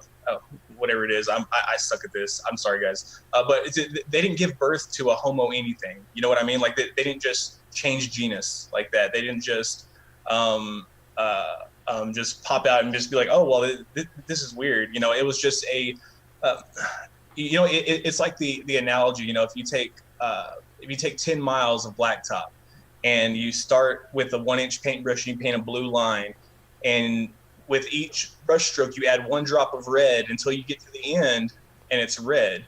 You know, where along there do you say that it stops becoming blue and starts becoming red? Like, where do you draw the line? You know what I mean? Like that's what evolution is. We're talking about changes over a very, very long time, unfathomable amounts of time. Like you think Jesus was a long time ago, 2,000 years? You know, we've been around 50 times the amount between us and Jesus, at least, easy. Gotcha. Thanks so much. Actually, if I could just say one quick thing, Well, they had I one think more that's why I question. always. They had one more question. They had one more Oh, question. oh, question for nested. super chats? Yep, and this is. No, I just wanted to respond to that one. I'm not saying we're ending the question and answer, but No, I yeah, mean, go ahead. that person's super chat had a question within it that I didn't get to finish before Jim started Question answering. within a question. Okay. Okay, I get it. Go ahead. So they said, when did the opposite sex exist? I think they mean like if the first sex pops up, like maybe how long after did the second one pop up? Well, I mean, what happened, you know, is you had natural selection. People would, well, I mean, at this time, you know, they were choosing mates. You know, we see it in the animal kingdom, they choose mates that would benefit them. They're strong, they can provide for them, whatever. And in this case, they were likely smarter. They could use tools. They could maybe they could run faster. Maybe they could provide them shelter. Who knows? Maybe he had fire. Maybe he's like, hey, what's up, baby? Like, I got that hot stuff, you know. And the other guy's like, I can't make fire. I don't know how it was, but it's just something between mate attraction and natural selection, basically. Gotcha. Thanks so much. Next up, Sandy for Truth. If Jim's okay with it, I'm okay with you responding. Oh yeah, go ahead, bro. Yeah, just real quick. I think just based on his response, and I appreciate the response. I just, that's why I always say, time is the hero of the story for the evolutionists. Time is the god of the science fiction based religion known as, Ponscum to people evolution, because they imagine that all these small scale variations, they're actually, eventually going to add up to make something we don't observe. So it's not observable. It's not repeatable. Like, for example, if I told you that Mary Poppins could fly quickly through the air with her umbrella, you'd say that's a fairy tale, of course. But if I told you Mary Poppins could fly slowly through the air with her umbrella, you'd say that's not a fairy tale. I mean, they're both fairy tales. I mean, you can have as much time as you want. It's not going to take your fish. Just real quick, you know that you can't observe you can't observe macroevolution in real time because it takes so long. We're talking about exactly time. Like is your god. We're saying I'm not going nothing about me is going to evolve. Nothing about me is going to change except I'm going to get older. I'm going to get uglier and I'm going to die. But there's nothing about me that's going to evolve in the sense that we know that it is. But my ancestors, my children's children, my children's children, somewhere along the line there will be an observable change. It will be because of something that I contributed to, and they will be something different than what I am. And we can look at that in our ancestors just back in Jesus' time. Look how much shorter they were. I mean, yeah, but there's so many. I mean, okay. Let me just ask you then. Do you have parents? You just got a quick no, just to get through as many questions. yeah, I do. Okay, yeah, go ahead. We could probably go on forever. I hate to cut you off. Sorry about that. Next up, thanks so much for that. And Ronald Mednaka, thanks for your super chat. He said, Standing, how do you explain these evolution-believing Christians? Francis Collins, Tim Keller, John Walton, and N.T. Wright, among many others. Heresy. They're heretics. I meant to say it was for Standing because I said it was for Jim. Yeah, I was answering for him. Okay, can you repeat that, James? I thought it was for Jim. Oh, sorry about that. I totally Freudian slip or something. I don't know. Ronald Medonka, thanks for your super chat. He asked, how do you explain these evolution-believing Christians, such as Francis Collins, Tim Keller, John Walton, and N.T. Wright, among many others? Well, I think they're just adopting a secondary religion of, say, bacteriobiologist type evolution. They're starting from, that belief that universal common ancestry is true, and then they're force fitting it into the clear text of the Bible of Genesis. So, I mean, for one, the theology of theistic evolutionism, I think it's weak. It doesn't flow. When you take it literally as it is, and you read it according to that, and like I've shown before, I mean, you can make retrodictions and predictions from a literal interpretation of Genesis. BioLogos, one of their top scientists, Francis Collins, he headed BioLogos and the ENCODE project. But you can watch a debate between Dr. Nathaniel Jensen and one of their top scientists, Dr. Dennis Venema. So they go at it for 4 hours. If you really want to come to a good conclusion and watch that debate objectively, I'd certainly recommend it. Thanks, James. Gotcha. Thank you. I appreciate it. Next, we have another one from Brian G. Thanks for your super chat, Brian. He says, how do you account for the scientist, Dr. Mary Schweitzer, who is a Christian, who totally repudiates young Earth creationism? Also, she's the one who discovered fossilized soft tissue in dino bones. Right. So from what I understand, I don't think she ever was a young Earth young Earth creationist by any means. She's the one who discovered that, and I know that there's lots of reading material you can read about that, papers, books, articles. They're coming up with different mechanisms to explain the soft tissue found in dinosaur fossils, and a lot of it is based on storytelling, hypothesizing, but she's obviously holding on to that primary axiom. But that doesn't necessarily mean it's true. If she was never a young Earth creationist, I'm not surprised that she's still holding on to her basic worldview. Gotcha. Next up, the Holy Spackle. Thanks for your super chat. They said evidence, death after fall, timeline, and evidence. I think they're asking for evidence of the death. For what? Are they asking for evidence of genetic entropy? I think that they're asking for evidence of the cause of genetic entropy. Well, the cause of genetic entropy would be the accumulation of the invisible, the unselectables, the near neutral, low impact, deleterious mutations. And the thing is, we see even, so-called beneficial mutations, the best beneficial mutations, the stronger proponent of evolution can give you, they're all, loss of information, loss of, say, net specificity, even gene duplications, which they will say is their primary mechanism for, that large scale evolution. Those are universally deleterious. And even if you give them, I always say, listen, we don't have to argue all day on a beneficial mutation that adds novel information to the genome. I'll give you 2, I'll give you 3. But 2 or 3, rare beneficial mutations, whether it's a point mutation, duplication, it's not going to offset the many accumulating deleterious duplications, let alone all the other accumulating mutations. It's like rust on a car. It's continuous. It's destructive. But do you think that God created Adam and the people in the Golden Age with all of these to be able to live that long age, and then he just shut them off like he basically had a No, that's a good plan. That's a good question. Well, I mean, based on the created heterozygosity hypothesis, God encoded these pre-existing functional DNA differences in Adam and Eve, the created kind. So there wouldn't have been any mutations. But after the fall, God removed his sustaining power and allowed, say, things like the second law of thermodynamics, law of increasing entropy, genetic. But he created it though. Because he removed his sustaining power. It was a natural. But he created them with it, and he protected it. So basically, he had it installed in them. It's basically like a self-destruct bomb inside of an AI robot, just in case it goes crazy. They did. What's nice is you see a lot of redundancy in the genome. It's backup code. It's almost like through his foreknowledge, based on the fact that he knew he'd fall. Actually, put forth a way where we're not just going to degenerate in one generation, but it is the slow degeneration.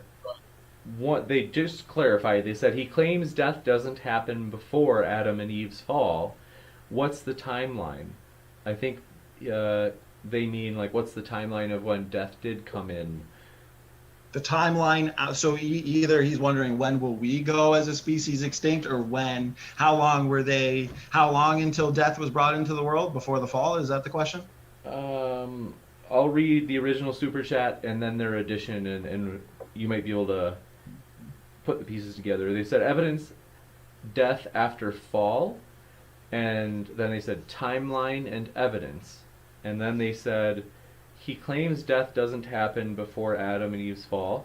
What's the timeline? So, well, we know we can see that there's death in the universe. We can see that Genesis, if we take Genesis literally, and then we build our model from that, we can see that it records a time where people live to extremely long lives, a time before death, when they're in the garden. So I can't point you historically or observably. I mean, that's the past. We'll have to watch it on a big screen when we die and go to heaven. But as far as today, I mean, we see entropic degeneration on all levels. I think logically you can take that back to a point of least entropy, and that's why at the end of the day our hope is in Christ, because there's nothing fun, there's nothing good or exciting about genetic entropy. There's nothing funny about the increased rates in Alzheimer's, dementia, asthma, autoimmune diseases, horrible cancers. What is it, 1 in 3 now? Immunological diseases. Nothing fun. That's why our hope is in Christ. And you know what? Genetic entropy, it points us to Christ, and it points us to the necessity of a Savior. We're in a dying world, and we need Jesus to save us from that. Gotcha. Thanks so much. Then we have Sigifredo Sarabia. He said, if there was no death before Adam, how do you explain mammoths of 10,000 years with structures at similar dates? How did things not die if it's necessary?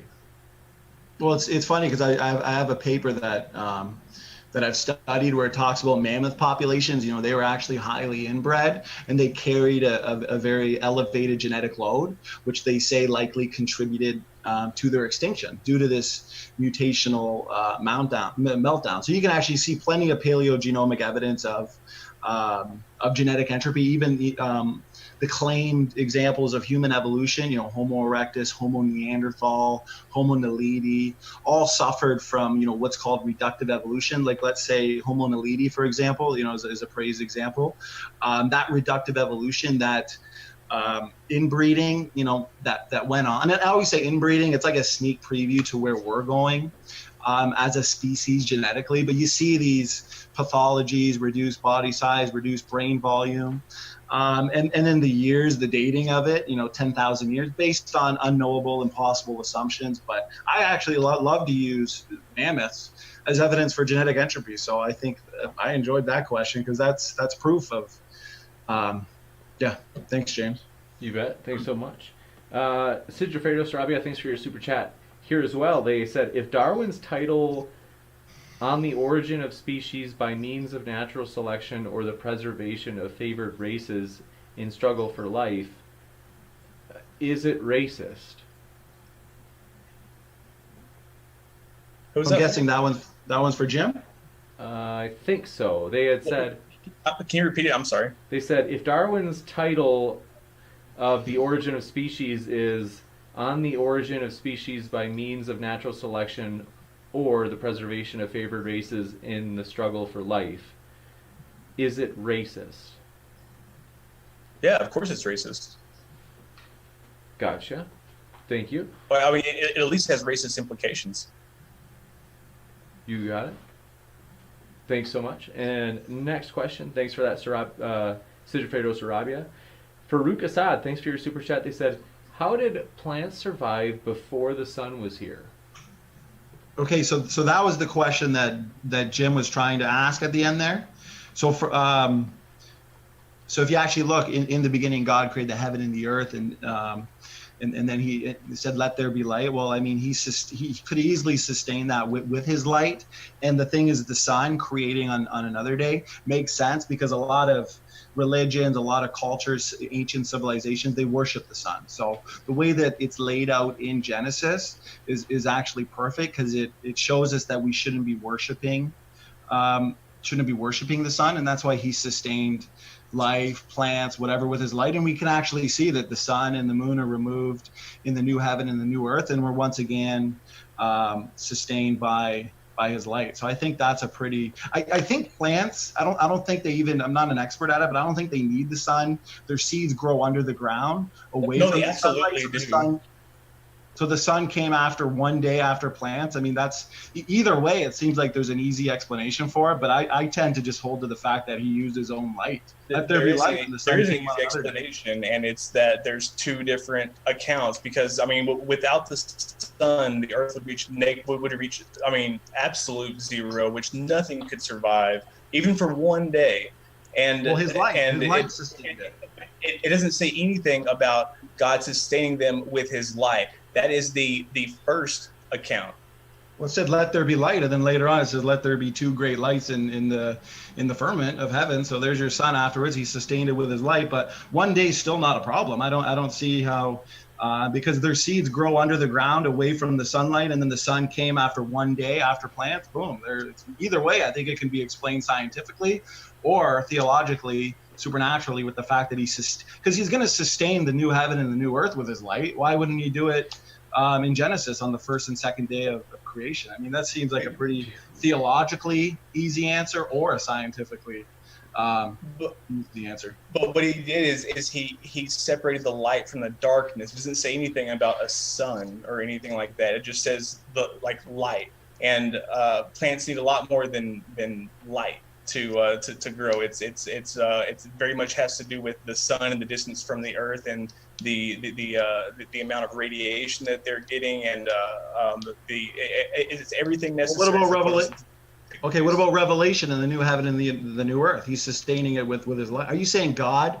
I mean, if you don't want to believe the Bible and you look, because I know a lot of people even say, "Oh, Genesis 1 and 2, two separate creation counts," and it's just like the so-called contradictions they come up with. It's hilarious because you actually look for an answer, seek an answer, find an answer. Like, well, that was easily explained. Like, I find if you explain Revelation isn't about the end times. Revelation is the rantings of John of Patmos, talking about how Rome was going to be overthrown. It was basically his one last screw you guys, basically trying to scare them. That's all that it was him just trying to prophesy the end of Rome, and it didn't happen. Well, I think if you read Revelation carefully, I'm so sorry, you guys. I've just had to. I know that you have an answer standing for truth. I'm really sorry, but just to try to squeeze these super chats in really quick. Yeah, no problem. So Farouk Assad said it would have been cold since there was no sun at all, namely before the. So. Thanks for that super chat, Farouk Assad. And if you want to respond, it's not really a good point, because he's sustaining it with his life, just like in the new heaven and the new earth. There's no sun, there's no moon. He's sustaining it with his light. He's God. He can easily do that. Come on, have a sense of humor. Sun, the sun, Father, Son. Oh, what did he say? I don't know if they. You pulling a fast one? Okay, go on to the next one. I think they meant cosmic sun, but that's all right. Sigifredo Sarabia, thanks for your super chat as well. They asked, how many push-ups for a fish to leave a fishbowl? Thank you for that super chat. We appreciate that. Good to see you here, Sigifredo. And last, DB Cisco asks, what makes your ancient creation story better than all the other ancient and modern creation stories? Thanks for that super chat, DB. Well, I think the fact, because everything we see in reality, everything we see in empirical evidence-wise, I mean, points us to Genesis. That's why you see everything in regards to, Y chromosome atom, mitochondrial Eve, the fact that, we observe low genetic diversity. All of these things have to be explained away by the evolutionists with certain rescue devices, right? Like a population bottleneck, for example, to explain it's all storytelling. And you know what? Modern genetics has actually discovered Adam and Eve, Noah's flood, the Tower of Babel. It's written in the human genome. You can either accept it or just be a science denialist and go to your confirmation bias, go to your rescue devices. Your other religious books, they can't make these types of retrodictions. They can't make these types of predictions. Even the first sentence of the Bible, Genesis 1, in the beginning God created the heaven and the earth, that indicates that God created the universe outside of time, matter, and space. The first law of thermodynamics states that matter can neither be created nor destroyed. They used to believe in the steady state theory, universe was eternal. Bible's been right all along. It says God stretched out the heaven and the earth. We know space is expanding. I mean, everything we know about science confirms Genesis. Show me another religious book that you could say that about. According to the Enuma Elish, it's over 10,000 years older than the earliest book in the Old Testament, and it actually says that that Marduk is the supreme god. So does that mean that's what it is? Are you saying that religious? Are you saying that religious book was written before Genesis, before the Bible? Yeah, absolutely. It's written in cuneiform. It's pounded into clay.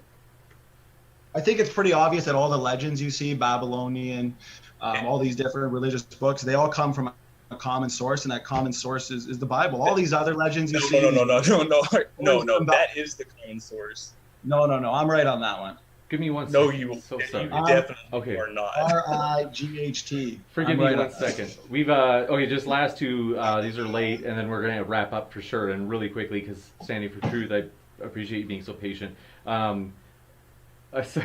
Jim has died. Jim, we hope you come back. Basically, Movie Theory said, you heard it right, folks, evolution is racist. I hope you don't mind if Movie Theory, if I combine your super chats. They said, is Aaron Ra afraid to come to a neutral platform where his atheist friends can't help him by jumping in a debate? Thanks for your super chats, Movie Theory. Let's see, I guess the first one on racism would be addressed to Jim. Jim's back, he's alive.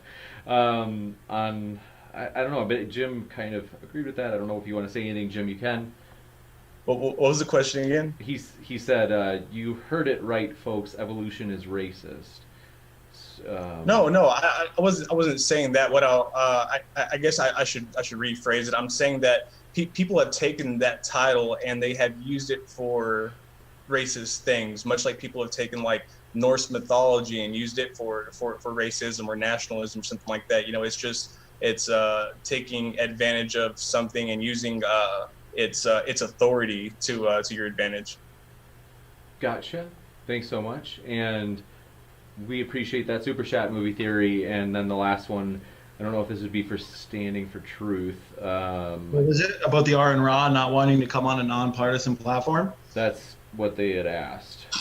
Yeah, I think it's pretty obvious to anybody that modern day debate, James, which you're putting forth here is neutral, it's nonpartisan, it's fair. You're great at communicating. I mean, you send several emails, few days, week in advance, confirming the format, confirming the structure, making sure both participants are happy and content. Aaron Ra, I think a lot of these atheists that like to maybe go on non sequitur and it's kind of a free for all. Maybe they are hesitant to come onto a nonpartisan platform like yours, but I would certainly welcome them, and I think they would enjoy it. So if Aaron Ra wants to debate here, I think that would be fun. And I said it before, let's get her going. So thanks, James. You got it. Let's see. This is like really quick. We just had 3 super chats. Okay, please. I'm so sorry, everybody. If anybody wants to host an after show, by the way, I will plug it. I will put the link. Yes, please. Somebody please host one. Okay, so whether you're an atheist, Christian, doesn't matter to us. If you want to host an after show, that's fine with us. And we will put the link in the description and announce it on the channel. So let me know if anybody does want to do that, because that might be a chance where I can even send you the questions, because I just want to respect Standing for Truth, because I do know, he's got a family, and so it's kind of like I feel terrible keeping him. Really quick, if you're okay with me just reading these really quick. Brian Stevens said evolution could be wrong and God doesn't have to exist. If you want to give a 25-second response to that, Standing, if you're okay with that. Sorry, brother. Can you repeat that real quick, James? Brian Stevens said evolution can be wrong and God doesn't have to exist. Well, I love when people say that, oh, hey, you're arguing against evolution and that doesn't prove creation. It's well, what's the alternative, for example? And the thing is, if evolution isn't true, but yet everything we see, say everything that I presented in the beginning, as in regards to the 3 major mitochondrial DNA haplogroups, We're even making direct. 8 minutes didn't give me a whole lot of time to present everything, but we're even making direct predictions on absolute mitochondrial DNA differences, and it's actually consistent with a 6,000 year time scale. And evolutionists have over predicted the amount of DNA differences by a lot, by a landslide, and they're going to have to make testable predictions now to explain that away. And young Earth creation scientists have made successful predictions and retrodictions. So yeah, evolution's true. Okay, let's pretend let's say evolution's not true. Let's pretend it's not true. Now let's look to the Bible. We're still going to come up with these accurate retrodictions and predictions. So either way, creation wins. Oh, I must have misspoke or something. People are chewing me up in the chat. I'm not sure what I said.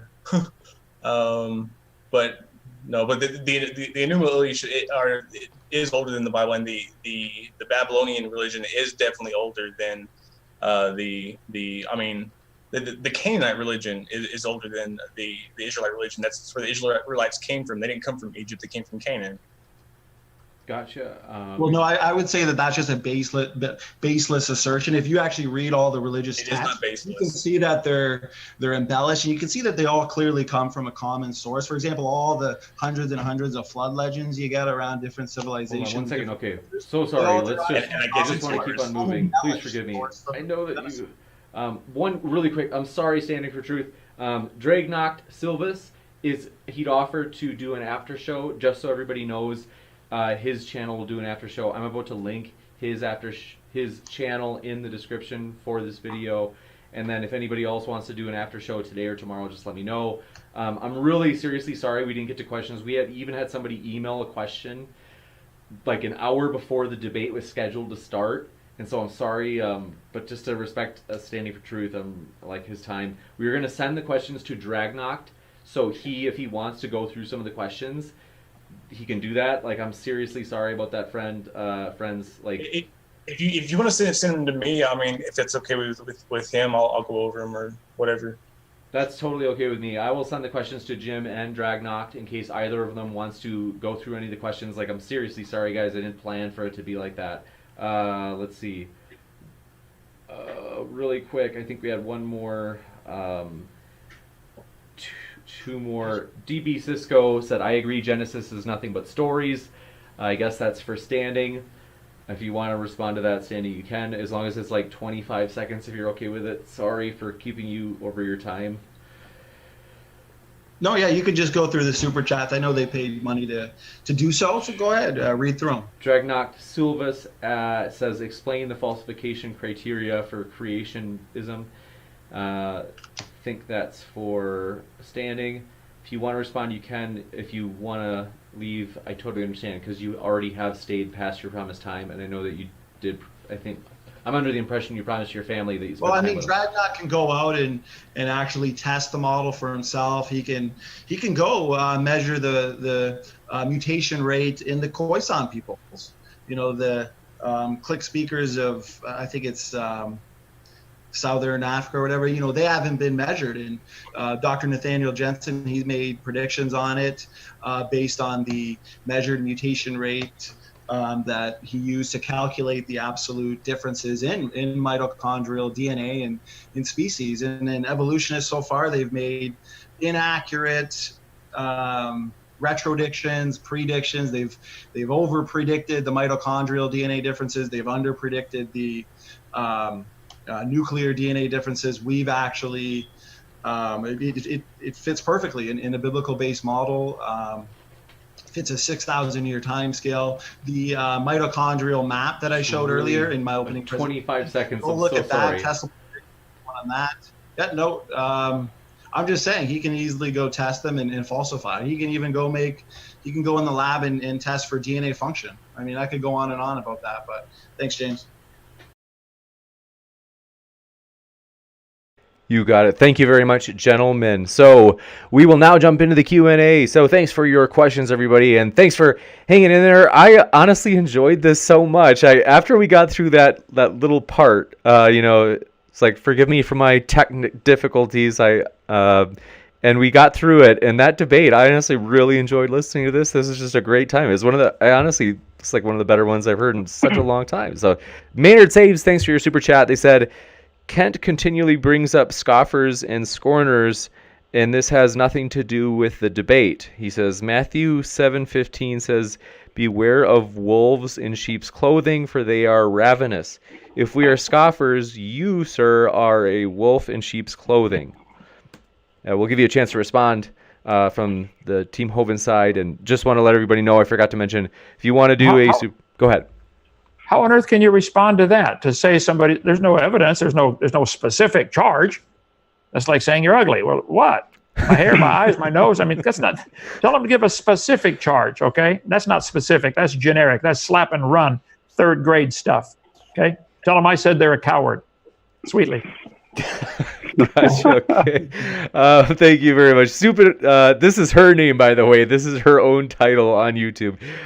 Stupid Horror Energy says, how does Kent explain that a large number of predictions based on uniformitarianism in astronomy, for example, have turned out to be accurate? I would challenge that completely. I'd like to see everyone individually and give me a chance to rebut everyone individually. I don't think there have been any predictions about this uniformitarianism. All of the stuff can just as easily be explained by creation. If they find background radiation, for instance, what does that prove? Does that prove a Big Bang? If we see stars are moving away, which we don't see them moving, we see a red shift and assume that it means moving away, Doppler effect, and it's probably true. Well, the Bible 17 times, the Bible says these stretched out the heavens. I bet if somebody would have read those verses about God stretching out the heavens, they would probably say, wow, I bet we could predict, but they didn't know what a red shift was. They didn't know what light waves were, okay? So of course they can't predict. Someday we're going to discover light waves. Somebody could probably say, someday we might discover evidence for the stars moving away because it says God stretched out the heavens. I think that could be predicted, but you can't. It's like a police going to an accident scene again, you know. Tony's all hung up on this predictive power, and so is your person asking this question. That's a ludicrous argument for evolution or against creation. Go ahead. Standing for truth. Can I respond to that? Just to get through as many questions as possible, I can give you you know what? I'll take less than 20 seconds. Okay. Okay. Okay. Yeah, we could have looked at the Bible and predicted that that we would have seen the universe expanding, but the Bible was there all the time, and people were reading it, and nobody predicted it until it was discovered. Gotcha. Thank you. And standing for truth, just to be sure that you got the questions, the list will alternate. Sorry that I read two in a row. The floor is yours. That's okay. So this is from username Pants L Jones. Thanks for your super chat. This question's for Tony. He asks, ribosomes read RNA and assemble proteins, including proteins that build ribosomes. Explain how ribosomes developed with Darwinian processes. Go ahead, Tony. That's a great question. So if I don't have an explanation, it's now the ball's in your court. Show how creationism predicted it. That's it. Gotcha. Thanks so much. Next up, appreciate your patience. We've got Robert. Oh, Movie Theory. Thanks.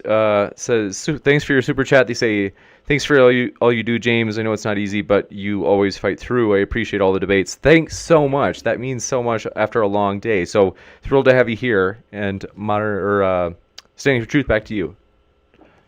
Awesome. So this one is from Robert Summers. The question is for Kent. He says, I want to ask Kent where he is getting his argument that uniformitarianism doesn't allow for local catastrophe. Go ahead, Dr. Hovind. I never said it didn't, but they said, I gave the quotes at the beginning 2 hours ago when we started this. They're claiming that uniformitarian, long, slow, gradual processes can explain it all. And I'm pointing out long, slow, gradual processes cannot explain it all. I've got the quotes. Let's see, slide number 28. Here we go. Uniformitarianism, the doctrine suggesting that Earth's geologic processes act in the same manner with essentially the same intensity in the past as they do in the present, and that is sufficient to account for all geologic change. Encyclopedia Britannica this afternoon, September 13th, 2019, They said uniformitarianism can explain for all the geology we see. So by this thinking, well, then that should be able to explain the crooked train track and the mudslides and earthquakes and landslides. It doesn't. There are catastrophes that rearrange things. There are continent-wide sediment layers. I think that would mean a really big flood. Tony wants it all to be local floods. The Bible said the scoffers would be willingly ignorant of the flood, and that's an example there. No, there was a global flood. There's enough water on the planet right now to cover the earth 1.5 miles deep. And if the crust of the earth is flexing up and down, and I agree, Grand Canyon, Kaibab Plateau is probably rising. It's probably rising now, 0.6 of a millimeter a year, because all the dirt washed out, and now the weight's gone, and it's lifting up. It's probably isostatic rebound is happening at Kaibab Plateau. But yeah, I don't think, I did quote right from the books, uniformitarianism. That is what they teach. 20-second response? Sure. It's funny that he says that that shows that it's all slow uniformitarian processes. They're not. No uniformitarianisms. It's not all slow. Today, quick things happen. That's part of uniformitarianism too. That's it. Gotcha. Okay. Good. I know you got a response, but I just want to jump to the next one if possible. Pancel Jones, thanks for your super chat. They said, Tony, Darwinists called huge parts of the genome, quote, junk DNA, blocking scientific study of it. Studying nature as designed guides innovative engineering. Okay, well, I know that's a statement, not a question, but in fact, I can actually quote Alan Cummings, who actually coined the term junk DNA, and he pointed out specifically that it doesn't mean useless. It just means it doesn't have an apparent function. And I will grant you that it seems like it might seem that it's useless, but I'll bet you every one of you has a junk drawer in your kitchen. I'll bet you some of you have been to a junkyard. Is all of that stuff useless? Or does it have use for other things? Or does it have use on rare occasions?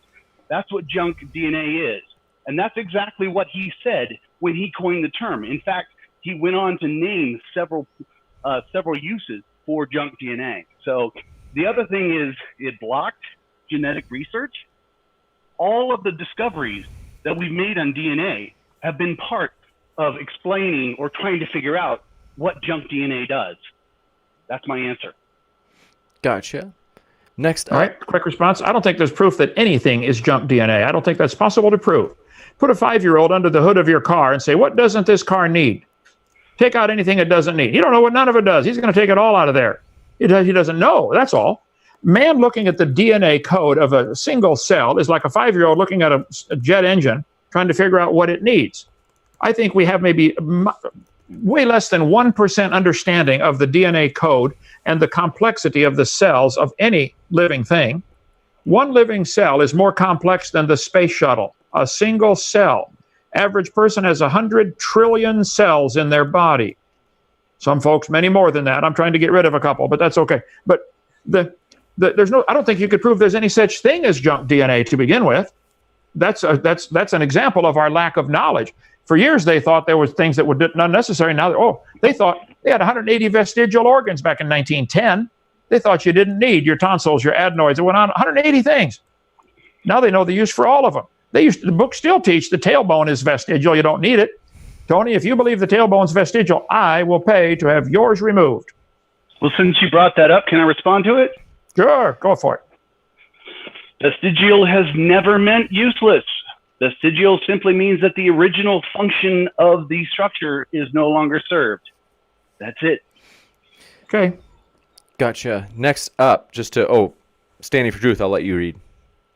This question is from Ashley DeMarco. She asks, Dr. Hovind, why does Kent pretend to not understand evolution? Go ahead. I think you guys are pretending that I don't understand evolution. I understand what the theory says really well, better than you like it. I understand we see thousands of changes within the same kind, like the Bible says would happen. You see big sparrows and little sparrows, depending upon the temperature. You see mosquitoes having to stay awake 9 days longer because of the latitude or temperature. I understand completely what the theory says. I've got hundreds of books in front of me here. I understand. Don't say I don't understand it. I think it's stupid. I don't think with those little minor changes that everybody calls microevolution are ever going to add up to anything that's going to change an amoeba or a protista into a whale or a human or a pine tree. You guys are the ones that don't understand your own theory. I don't think the average Mormon understands what their church really teaches till they get to the top, and then it's, oh no. I don't think any of you understand what evolution theory teaches, that you came from a protista, and that came out of nothing. I don't think you understand how dumb that looks to the average person with half a brain. Go ahead. Next up, we want to fly through as many super chats as we can. Sorry if Waynard Saves, thanks for your super chat. They said, Kent, have you ever seen a wolf produce a chihuahua? I have never seen a wolf produce a wolf. I've never seen a wolf give birth to any babies, but I would assume that they did. But I think anybody would say, sure, variations happen. Wolf to chihuahua is probably a reasonable conclusion that a wolf could gradually, or probably through selective breeding. I don't think chihuahuas would ever be developed in the wild. Even today, you turn them loose in the woods, they wouldn't last 20 minutes. They're a useless dog. But I think that man could manipulate the gene code and turn a wolf to a chihuahua probably over a couple hundred years. But I would be willing to bet money they're never going to be able to turn a wolf to a butterfly. I'd be willing to bet on that. Or a whale, or a pine tree. Wolf and chihuahua have very similar DNA code. There's a lot of similarities in there, and I think they had a common ancestor. And it looked like a dog. Hair on the outside, nose on the front, tail on the back, four-legged. I think anybody would classify them in the dog category. So no, I've never seen a wolf give birth to anything. Not that I'm against it, but just don't get to watch that very often. Go ahead. I did raise hamsters, though. I saw that a lot. Gotcha. Thank you. Stupid Horror Energy, thanks for your question. They asked, has Kent ever read Joseph Boxhorn's, quote, observed instances of speciation? Wow. Never heard of the guy, never read the book. I bet there's several books I haven't read, but I read a lot. I mean, I'm willing to read, but I'm awful busy. But no, I haven't read that. Gotcha. Standing for Truth? Sure. Yeah, this is from Pants L. Jones. Thanks for your super chat there. Question is for Tony. Why did evolution produce aging? Go ahead. Evolution produced aging?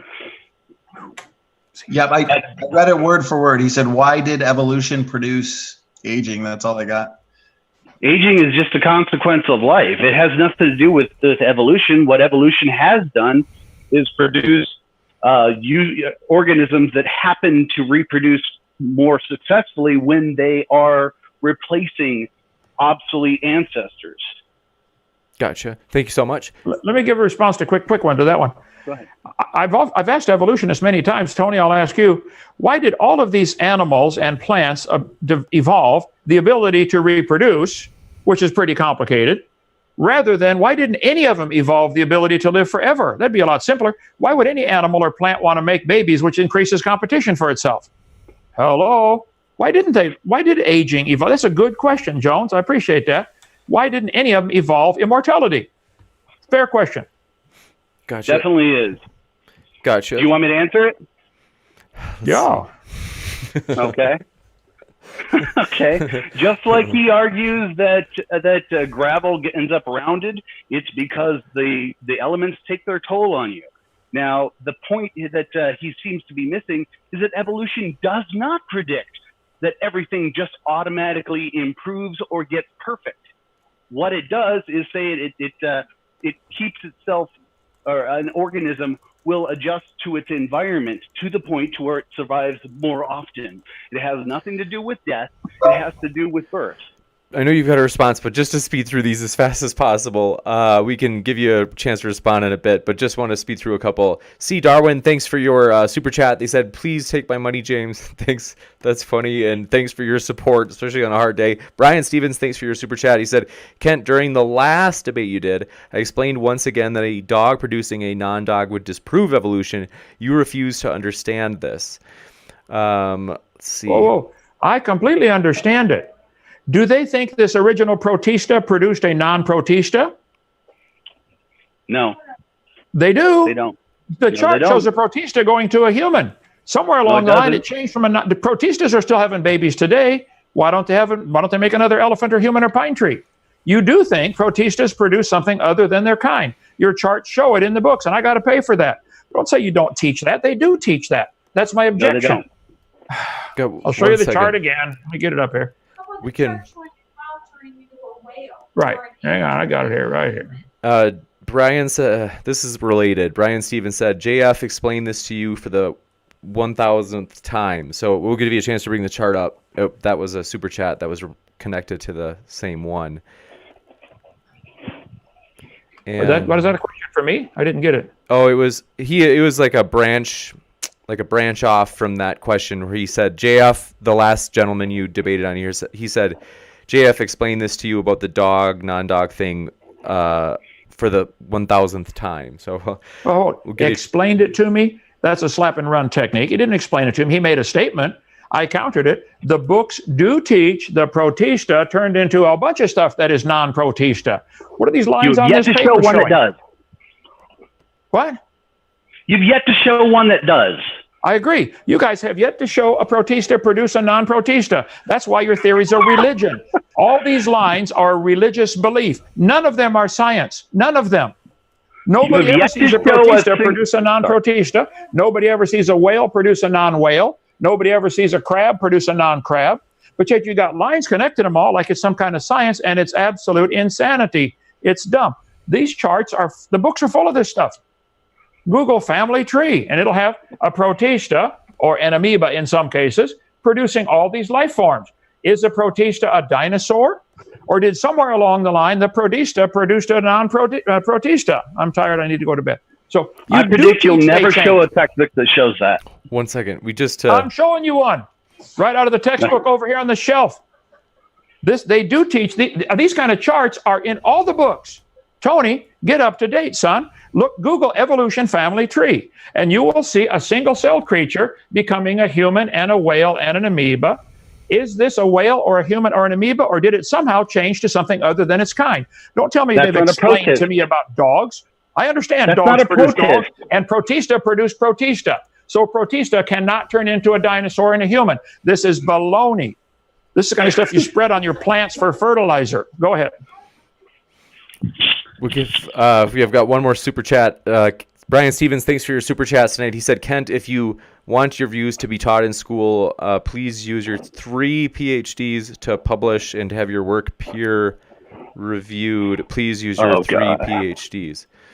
We'll give you a chance to respond. Here we go. Back to the ad hominem attack. No, that's okay. I'll skip that one. Go ahead. Gotcha. And with that, hold on 1 second. Mississippi Wildlife, thanks for your super chat. This is related. They said, does Kent Hovind have a PhD? If so, where from? Oh, God. Do you want to go there, James? Even I know that we don't want to go there. Gotcha. Oh, I'm not afraid to go there, but go ahead. Gotcha. I'm not afraid to go there. Just a silly argument. Sure. If somebody went to school for years and got a legitimate PhD from Harvard University and came out believing they came from a protista, I would think their education's kind of stupid. Okay, go ahead. But that's okay. We won't argue that. Gotcha. Thanks so much. And let's see. Forgive me. We had said that would be the last one. So just want to wrap up because the debaters have spent a ton of extra time here. We are indebted to them. We want to say thanks so much for being here, gentlemen. We appreciate it so much. Very excited, folks. We will go into the Q&A. So thanks so much for all of your questions. It's been a wild one, really enjoyable. I really like having both of our guests on. And with that, thanks so much for your patience, folks. I know you're eager, so I am as well. First up, Brian Stevens, thanks so much for your Patreon question. They said, does Standing for Truth think that Kent Hovind actually has 3 PhDs? Also, where is his, Kent Hovind's, CV? Or basically, for those of you new to a CV, it's like a academic resume. I'm more concerned with the arguments one has.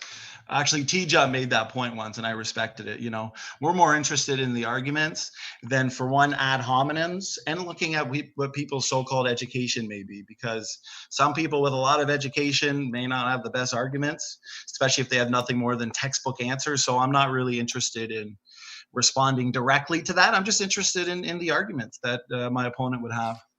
Gotcha. Thanks so much. Next up, we're going to try to speed through these folks. So if I'm going fast, forgive me. It's just because we want to squeeze as many in. Stephen Steen, thanks for your super chat. He said, good to see Alpha Daddy, aka James, tonight. Gosh, you're sick. Nasty guy. You gotta look out for him. Just, next up, Michael Dresden, thanks for your super chat. He said, evolution is a myth, a fairy tale for grown-ups. A little trollish. Erica, if you want to respond, you can. You don't have to. It's up to you. I won't give it the dignity. Gotcha. Okay. Next up, Steven. Good answer. Michael Dresden. Oh, we got that one. Terry James, thanks for your super chat. They said, does different design mean different creator?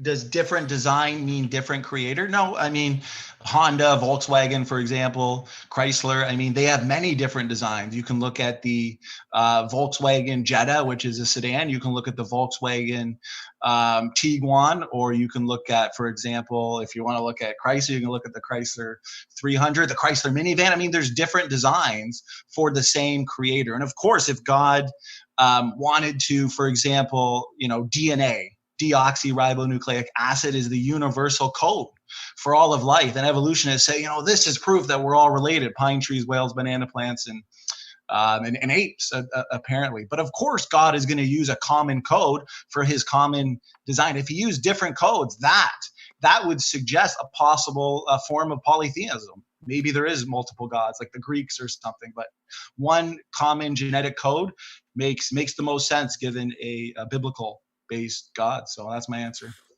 Gotcha. Thanks so much. Jay Shy, thanks for your super chat. They said, standing for truth, genetic entropy is a lie by John Sanford. He misquoted Moto Kimura's, their study where Kimura left out beneficial mutations on purpose to focus on neutral mutations by genetic drift, not selective mutations. I feel like I've had this debate so many times. That argument is a rabbit trail. There's never been any rescue device or argument that has debunked genomic degeneration. All serious population geneticists admit and agree that man is presently degenerating. That's why they come up with rescue mechanisms, synergistic epistasis, mutation count mechanism. When I debate these evolutionists, they use the most weak standard blog related arguments. I mean, at least bring forth things like synergistic epistasis and these mechanisms that these population geneticists are invoking. Let's discuss the data. No more of these ad hominems. John Sanford shows a larger zone of no selection than Kimura because Kimura's analysis of the problem was oversimplified. I debated someone a few days ago who's very familiar in the very exceptional in genetics, and we discussed this very issue for an hour and a half. So no, these new near neutral, low impact deleterious mutations, they are accumulating, but natural selection can only amplify the best beneficial mutations. It can only get rid of the worst detrimental mutations. Can't do anything against the near neutral mutations. They're accumulating in our genome, and beneficial mutations are no help. They are no help. The vast majority of them are unselectable as well. So there's my answer. You got it. Thank you very much. And thanks so much for your super chat, Terry James. Thank you. They said, if DNA similarity can be explained away by similar appearance, then why is the, correct me if I get this wrong, thylacine more genetically similar to the numbat than the wolf? Is that question for me? I feel like it is. I think so. It has to do with genetics and morphology. I thought it was for him. Is it for him or is it for me? I thought it started off for you. So now if you can ask it again, I'll answer. I think it's for standing for truth. I'll read it. Ask it again. Yes. If DNA similarity can be explained away by similar appearance, then why is the thylacine more genetically similar to the numbat than the wolf? I think, as I explained earlier, we're going to have to, if you're looking at just mere similarity and anatomy, morphology, for example, we need to look on a DNA level. And we speak so little of the DNA language. I am going to look to, like I explained to Erica, DNA function. And this has been proven true over and over again. Endogenous retroviruses, ALUs, pseudogenes, they're all very important in our genome. I mean, they're important to sustain healthy life processes in the cell. And I can go on and on about the numerous functions that have been discovered based on our hypothesis. But that example, I would if it's that similar genetically speaking, I would look to some form of function. I don't know if there's an answer yet to it, or if it's something that we need to discover in the future based on more genomic analyses and more genomic testing. Gotcha. Thanks so much. Shannon Q says, Team Erica in all caps. You've got a fan out there, Erica. Shannon, I love ya.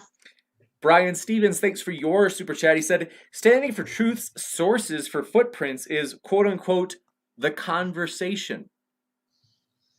No, I've got plenty of sources. Actually, too many sources on that one. Like I said, I looked heavily into that footprint. I'm looking forward to the source that Erica explained and is going to provide to me, because what I found in the source data in the primary literature, they all agree that these footprints are modern, anatomically modern looking human footprints, and they're trying to explain it away with some form of possible extinct gorilla, or I mean, there's a lot of, I guess, data out there. So like I said, I'm looking forward to Erica's sources, but I've got a ton of sources. I can certainly provide them to anybody who is interested. Gotcha. Thanks so much. Next up, Stephen Steen, thanks for your super chat. He said, my wisdom teeth fit in my jaw. Am I the missing link? Hey, I had all 4 of my wisdom teeth too. Wisdom teeth are an interesting little facet because they're kind of on their way out, but not quite. Some people have no problem with them at all.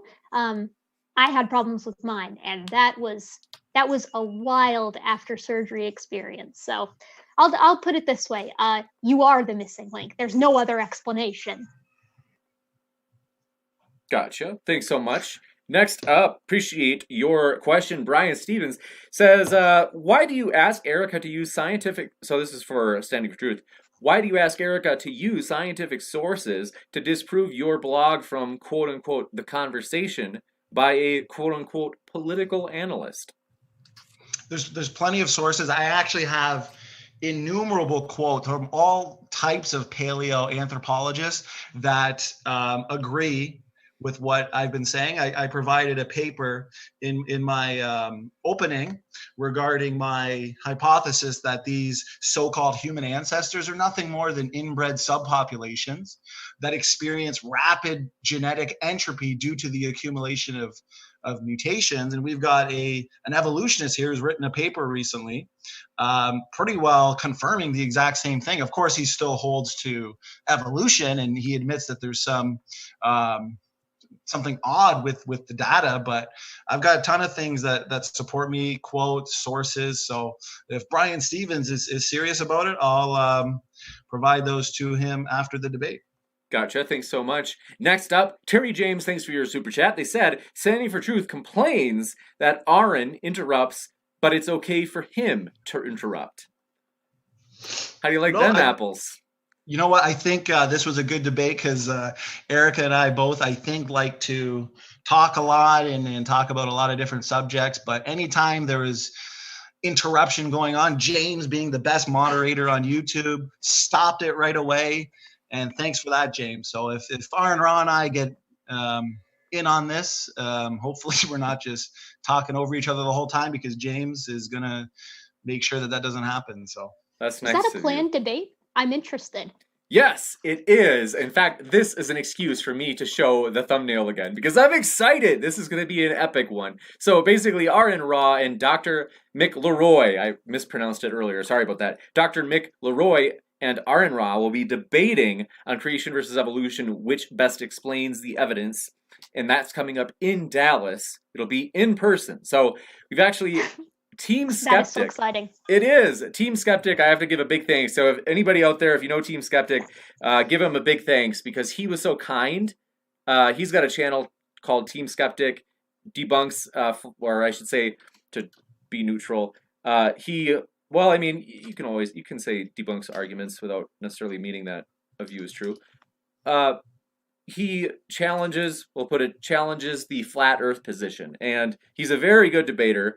And he's also very kind because he helped us get the venue for this debate with Aaron Ra and Dr. Mick Leroy. So that's honestly going to be a blast. I'm pumped for it. But yes. Erica, do you live in Texas? You have to go. I don't. I know. I think being in the UK for most of the year means I'm a little bit out of that range. But I would love to come. Hey, James, come to the UK. Let's do a debate there. I Yeah, no let's do a joke. debate tour in the UK. I'm Yeah, not. come on. I'm actually no joke. There's like I was thinking about it earlier today of like whether or not they could actually happen, and it's Oh, not. that would be so cool. It's not impossible. So it's definitely a possibility. Hey, if you do that, I'll take you out and get you a drink at one of my favorite pubs. That's nice of you. I appreciate that. And someone just asked in the audience, are there tickets? We don't have tickets. It's going to be like a free first come first serve. It's actually going to be in a tattoo parlor. So we're kind of doing like almost like the Bible and Beer Consortium. They go to pubs. We will do it in this tattoo parlor, and it's going to be a lot of fun. So I'll let you know the exact address as we get closer. And but yeah, so hopefully we can fit everybody in there because I think there's going to be a lot of people. So it'll be a lot of fun. And next up, thanks for your super chat, Athena, goddess of wisdom and warfare. They said, standing for truth is an all right guy. He's just wrong. What do you think of that, standing for truth? You like Listen, that? Like there were some really, really good play on words regarding SFT. So, whoever can give the best play on words for SFT, like I think what was one of them? Standing for Lies is a good one, but it's $25. No, I'm just kidding. But yeah, Athena, good guy. I've done a lot of discussions on his channel. I got nothing bad to say about him. I would say he's a nice guy and he's wrong as well. Gotcha, thanks for that. And so sorry about the sound. I played like the boom button because when I read that super chat, I was like, oh, good jab. And I played the boom button and it was like the most frightening, terrifying like scream ever. And everybody's like, dear gosh, what was that? So thanks for your patience, guys. All right, Stupid Whore Energy, as she likes to be called. Thanks for your super chat. She says, standing for truth, how do you explain the small population of Sumatran orangutans exhibiting high genetic diversity but thriving? To be honest with you, I'd have to see the source and the paper on that one, but I'd bet some money that there's a pretty decent explanation for it because it sounds like he's probably grasping at straws. But yeah, if he wants to send that, I'll give an answer afterwards. Never heard of it. Gotcha. Appreciate that. And thanks so much for your super chat, Translator Carmium. Sorry, that's embarrassing. Okay, they say, standing for truth, how can you complain about a bottleneck of a few thousand if you believe in the post-flood Noatian bottleneck, which was much smaller still? Good question. Good question. That's usually the question I get after I bring up the fact that their so-called population bottleneck is not even remotely feasible. But ours is very easy to explain. I mean, based on our model, okay, I'll take it slow for them, use really small words. We start with just two people, okay, constituting a very extreme yet benign population bottleneck, okay? Then, and you can just read this in the Bible, 10 generations later, a second single generation bottleneck of just what? Whoever knows their Bible, just 8 people occurred at the time of Noah. Both bottlenecks were very brief, just one generation, and then followed by explosive growth. These cases, there would be almost no previously accumulated mutations, especially if we explain the vast majority of DNA differences as functional created DNA differences, therefore no inbreeding effects. That's why the limited human genetic diversity we see is good for us, but a huge problem for evolutionary theory. And as you can see from the evolutionist explanations, it leads to unrestrained storytelling. So that's my answer. Gotcha. Thank you very much. Next up, trying to move through fast, Stupid Whore Energy, thanks for your super chat. She says, if mutations are degradative, why do viruses often evolve complex structures like HIV has evolved complex gated ion channels? So is he talking about virus? So the HIV one, is he also referring to like endogenous retroviruses, like viruses in general? I'm not sure if she only mentioned HIV. You know what? I'd have to see because I know the explanation for the function found in endogenous retroviruses is that these functions are co-opted, just like pseudogenes, for example, they're co-opted. But the thing is, that's just theoretical, right? We didn't actually observe these functions being co-opted, so I'd have to see if that's the same thing going on with the what's going on with the HIV as well. Gotcha. Thank you very much. We appreciate that. And next up, Stupid Horror Energy again, coming at you. She says it's been He's busy. That's right. She says it's been confirmed that that telomeres in nearby DNA undergo lots of mutations. So of course you'd expect this kind of DNA to be divergent and degenerate. So she's talking about the telomeres. I guess she's admitting that the sequences that we should be seeing, if there was a chromosomal 2 fusion, right, we should see these remnant telomeres, and there's a struggle to find these because they're degenerate. So I guess she's admitting that they're degenerate, at least, which is kind of helps my case. But I would just ask, why were the telomeres even involved in the fusion to begin with? Their job is to prevent the fusion. So as far as I know, the telomeres don't occur in the middle of genes. Genes are not around telomeres. So I mean, there's so many discrepancies to the argument, to the story of the chromosomal 2 fusion. So Gotcha. Thank you very much. And then Erica, if you'd like to respond, I know Standing for Truth gets a lot of these, so if you want to like add something on some of these, like feel free. I mean, I would just say on that we do have the remnants, and they're in Tompkins' own paper. So that's why I kind of like sassy pointed up at this. I was like, hey, there they are right there. That's all I have to say. Gotcha. And we do have a question. Hold on. If you have a question for Erica, perfect, because I got to run upstairs real quick. We do have one. Taking a 1 minute break. Gotcha. Thank you very much. And so, Mitchell, thanks for your super chat. They said, question for Erica, if creation and evolution both include nested hierarchies, what mechanism naturally created your quote-unquote magic cell via abiogenesis? Well, I think that's really a great question. I mean, basically the field of abiogenesis is booming. I think it's kind of interesting that they asked that in a human evolution kind of chat, given that abiogenesis is entirely unique. But it all starts with chemicals, right? I mean, chemical reactions, they appear to have no real rhyme or reason to them. But as far as I know, it was amino acids that kind of began to clump together and sort of form these proto strands of like RNA at some point, if you subscribe to the RNA world. That's not my field. I wish I could give you a better answer. Ask Jackson Weed. He knows this stuff. You got it. Thank you very much. And I assume that Standing for Truth is still occupied, so I'm going to just quick mention a couple of things. First, stoked to have you here, folks. We rarely talk about the philosophy of the channel, but I think it's worth mentioning that we are basically trying to provide a nonpartisan platform, so we don't take any stances on the issues. We don't have after shows where we say who won or lost or anything like that. We are trying to be fully neutral, and despite being imperfect, that's our goal, and we want you to feel welcome, whether you be Christian, atheist, Muslim, one of the many strange creatures in between all of these different worldviews. We're glad you're here, and it sounds like, Standing, are you back? I am back, my friend. He's All back. that tea and water will get to you after a couple hours. Nasty. Thank you. So, very good. I appreciate that, and we do have a question. No problem.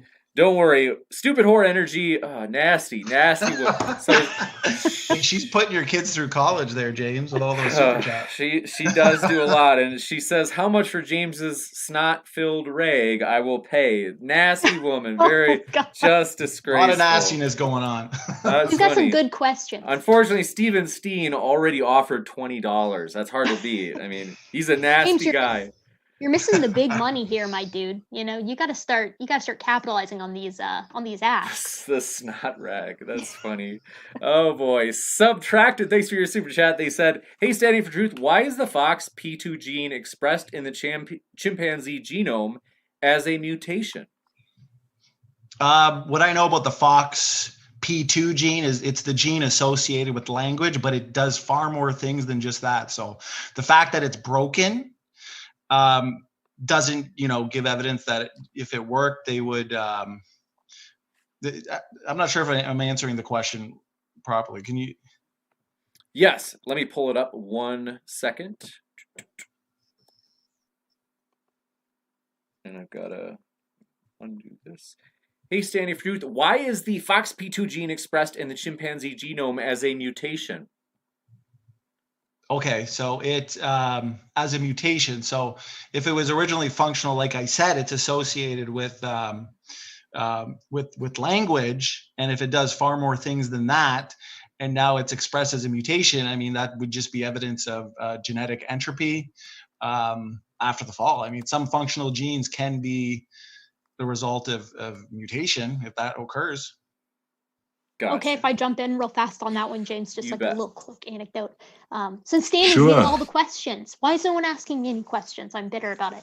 But yeah, I think that that's an interesting question. I'm not positive that the FOXP2 gene is language because I don't really know that gene particularly well.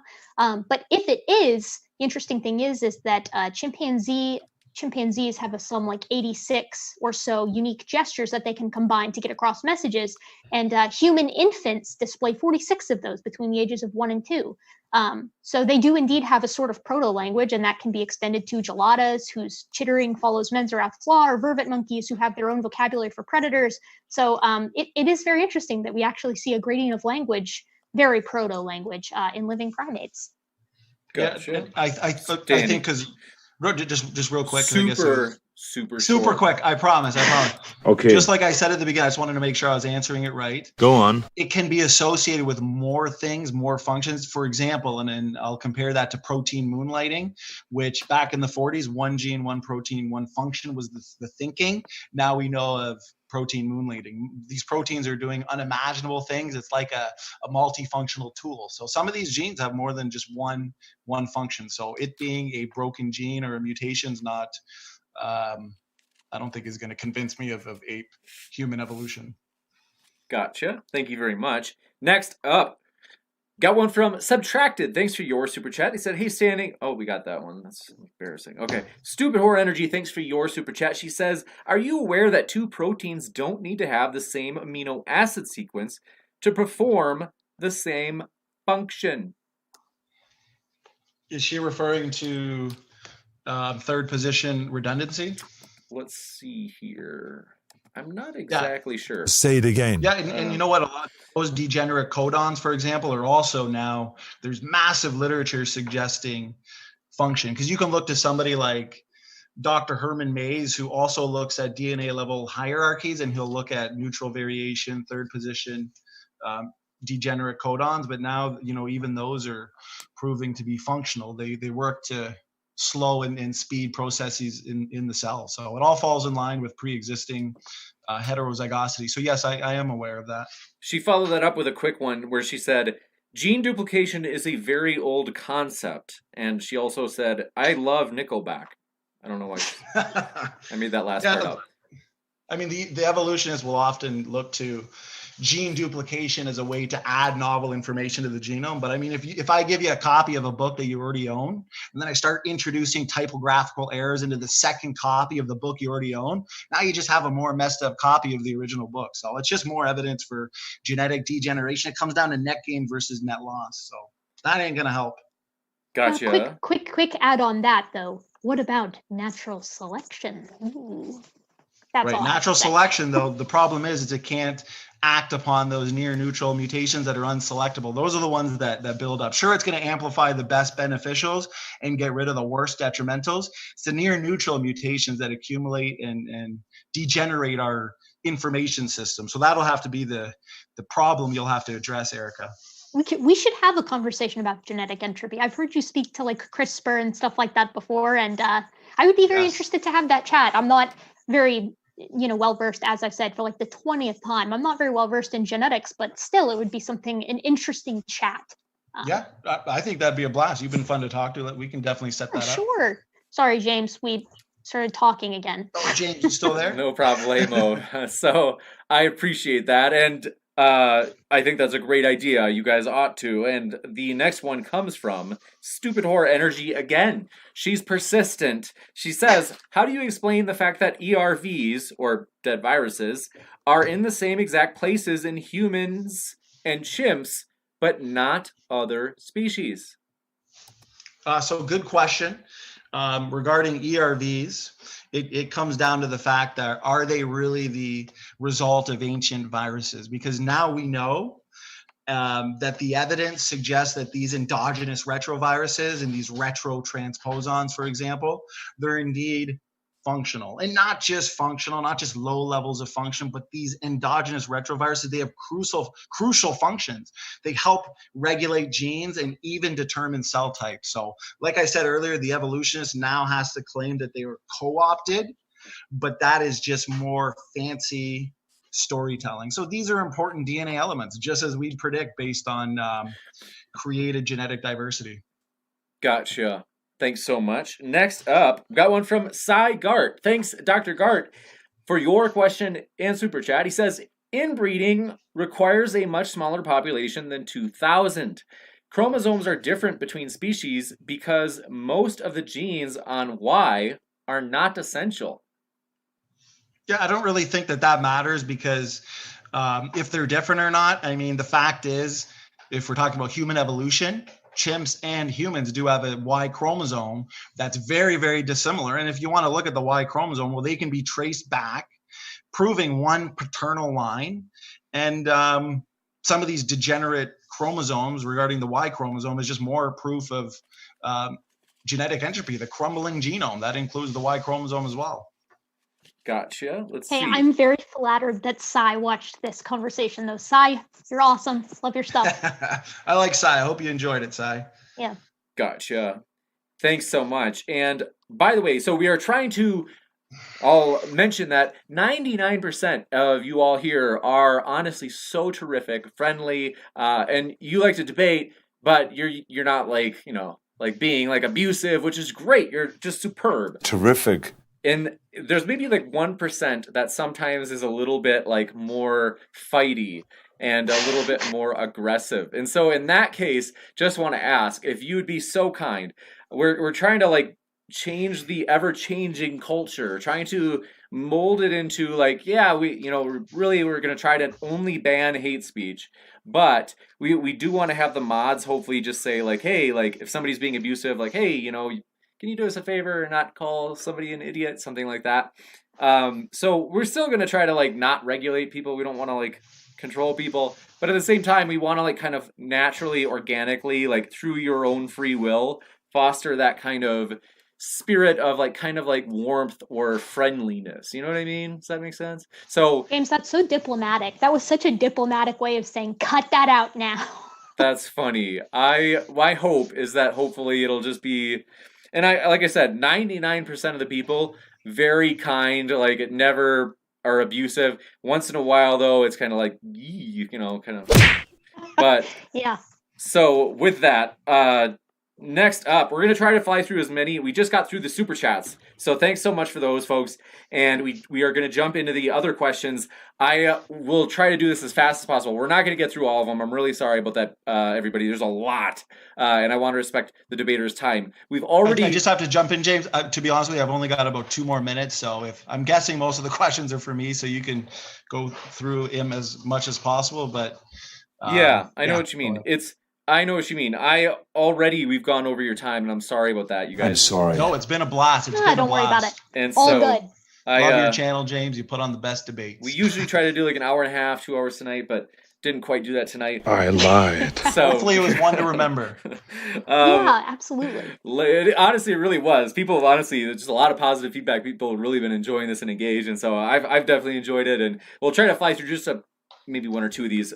Actually, what we'll do is maybe like 1 or 2 for Standing, and then we'll do 1 or 2 for Erica, because that way Standing you can go. And so 1 for Standing, we will do this one from Rayward. This came in early. They said, I already know Standing for Truth will evade. Can you describe exactly what a transitional form between apes and humans would look like if you were to be convinced evolution was true? Yeah, no, I'm not the one. If you'll actually hear me rarely even bring up transitional forms, because when it comes to transitional forms, I'm not difficult with it. I think a transitional form would be the blending of 2 separate creatures. I mean, if you look at something like maybe Australopithecus sediba or habilis, or even the Piltdown man back in the day, you know, these so-called human ape ancestors that are clear evidence of the mixing of Homo and ape bones. I mean, those would be probably close to the perfect transition. But as I've explained many times, when it comes to transitional forms, our model too predicts the mosaic, the transitional form. For example, I point to products of human design that seem to span two categories, just like you can find certain animals. Remember, the majority proves the rule. They can point to some, say, reptile mammal transitions, or they can point to Tiktaalik, for example. It's going to need to be the rule, these so-called mosaics. But an amphibious assault vehicle, to the evolutionist, would be the perfect transitional form. So it would have to be a blending or a combination of two categories, right? A really good combination of human features and a really good combination of ape features. Gotcha. James, would it be okay if I said something super quick? Yes. Just like mega quick. Correct. I would compare that to being like, okay, so we have Archaeopteryx, and then the human, comparison to that would be an airplane with wings that doesn't fly and rolls around like a car exclusively, which we don't see. So, transitional forms are kind of indicative of kind of rigging existing structures. It would be all I would say about that. Gotcha. Let's see. We will, Standing for Truth, we can cut you loose. We know you got to go, so we appreciate you being here, and thanks again for your patience. I know we went over the time that we promised. I was wrong. I'm so sorry. It was a blast. It was all a really mistake. Enjoyed this debate. Good questions from the audience, too. Yeah, absolutely. Thanks for chatting with me, Standing. I had a great time. And thanks so much, Erica. Hopefully we can do it again soon. Yeah, absolutely. It was a lot of fun. Sure. Quick. We'll email. We can talk about it when I send you all those Crete papers. Sounds good. I'm looking forward to it. Thanks. All right. Great. Thanks for doing it, Erica, and James, thanks for setting it up. Thanks, Standing. Take care. For all those who appreciate the work that we're doing here on Standing for Truth, please hit that subscribe button, because we are just getting started.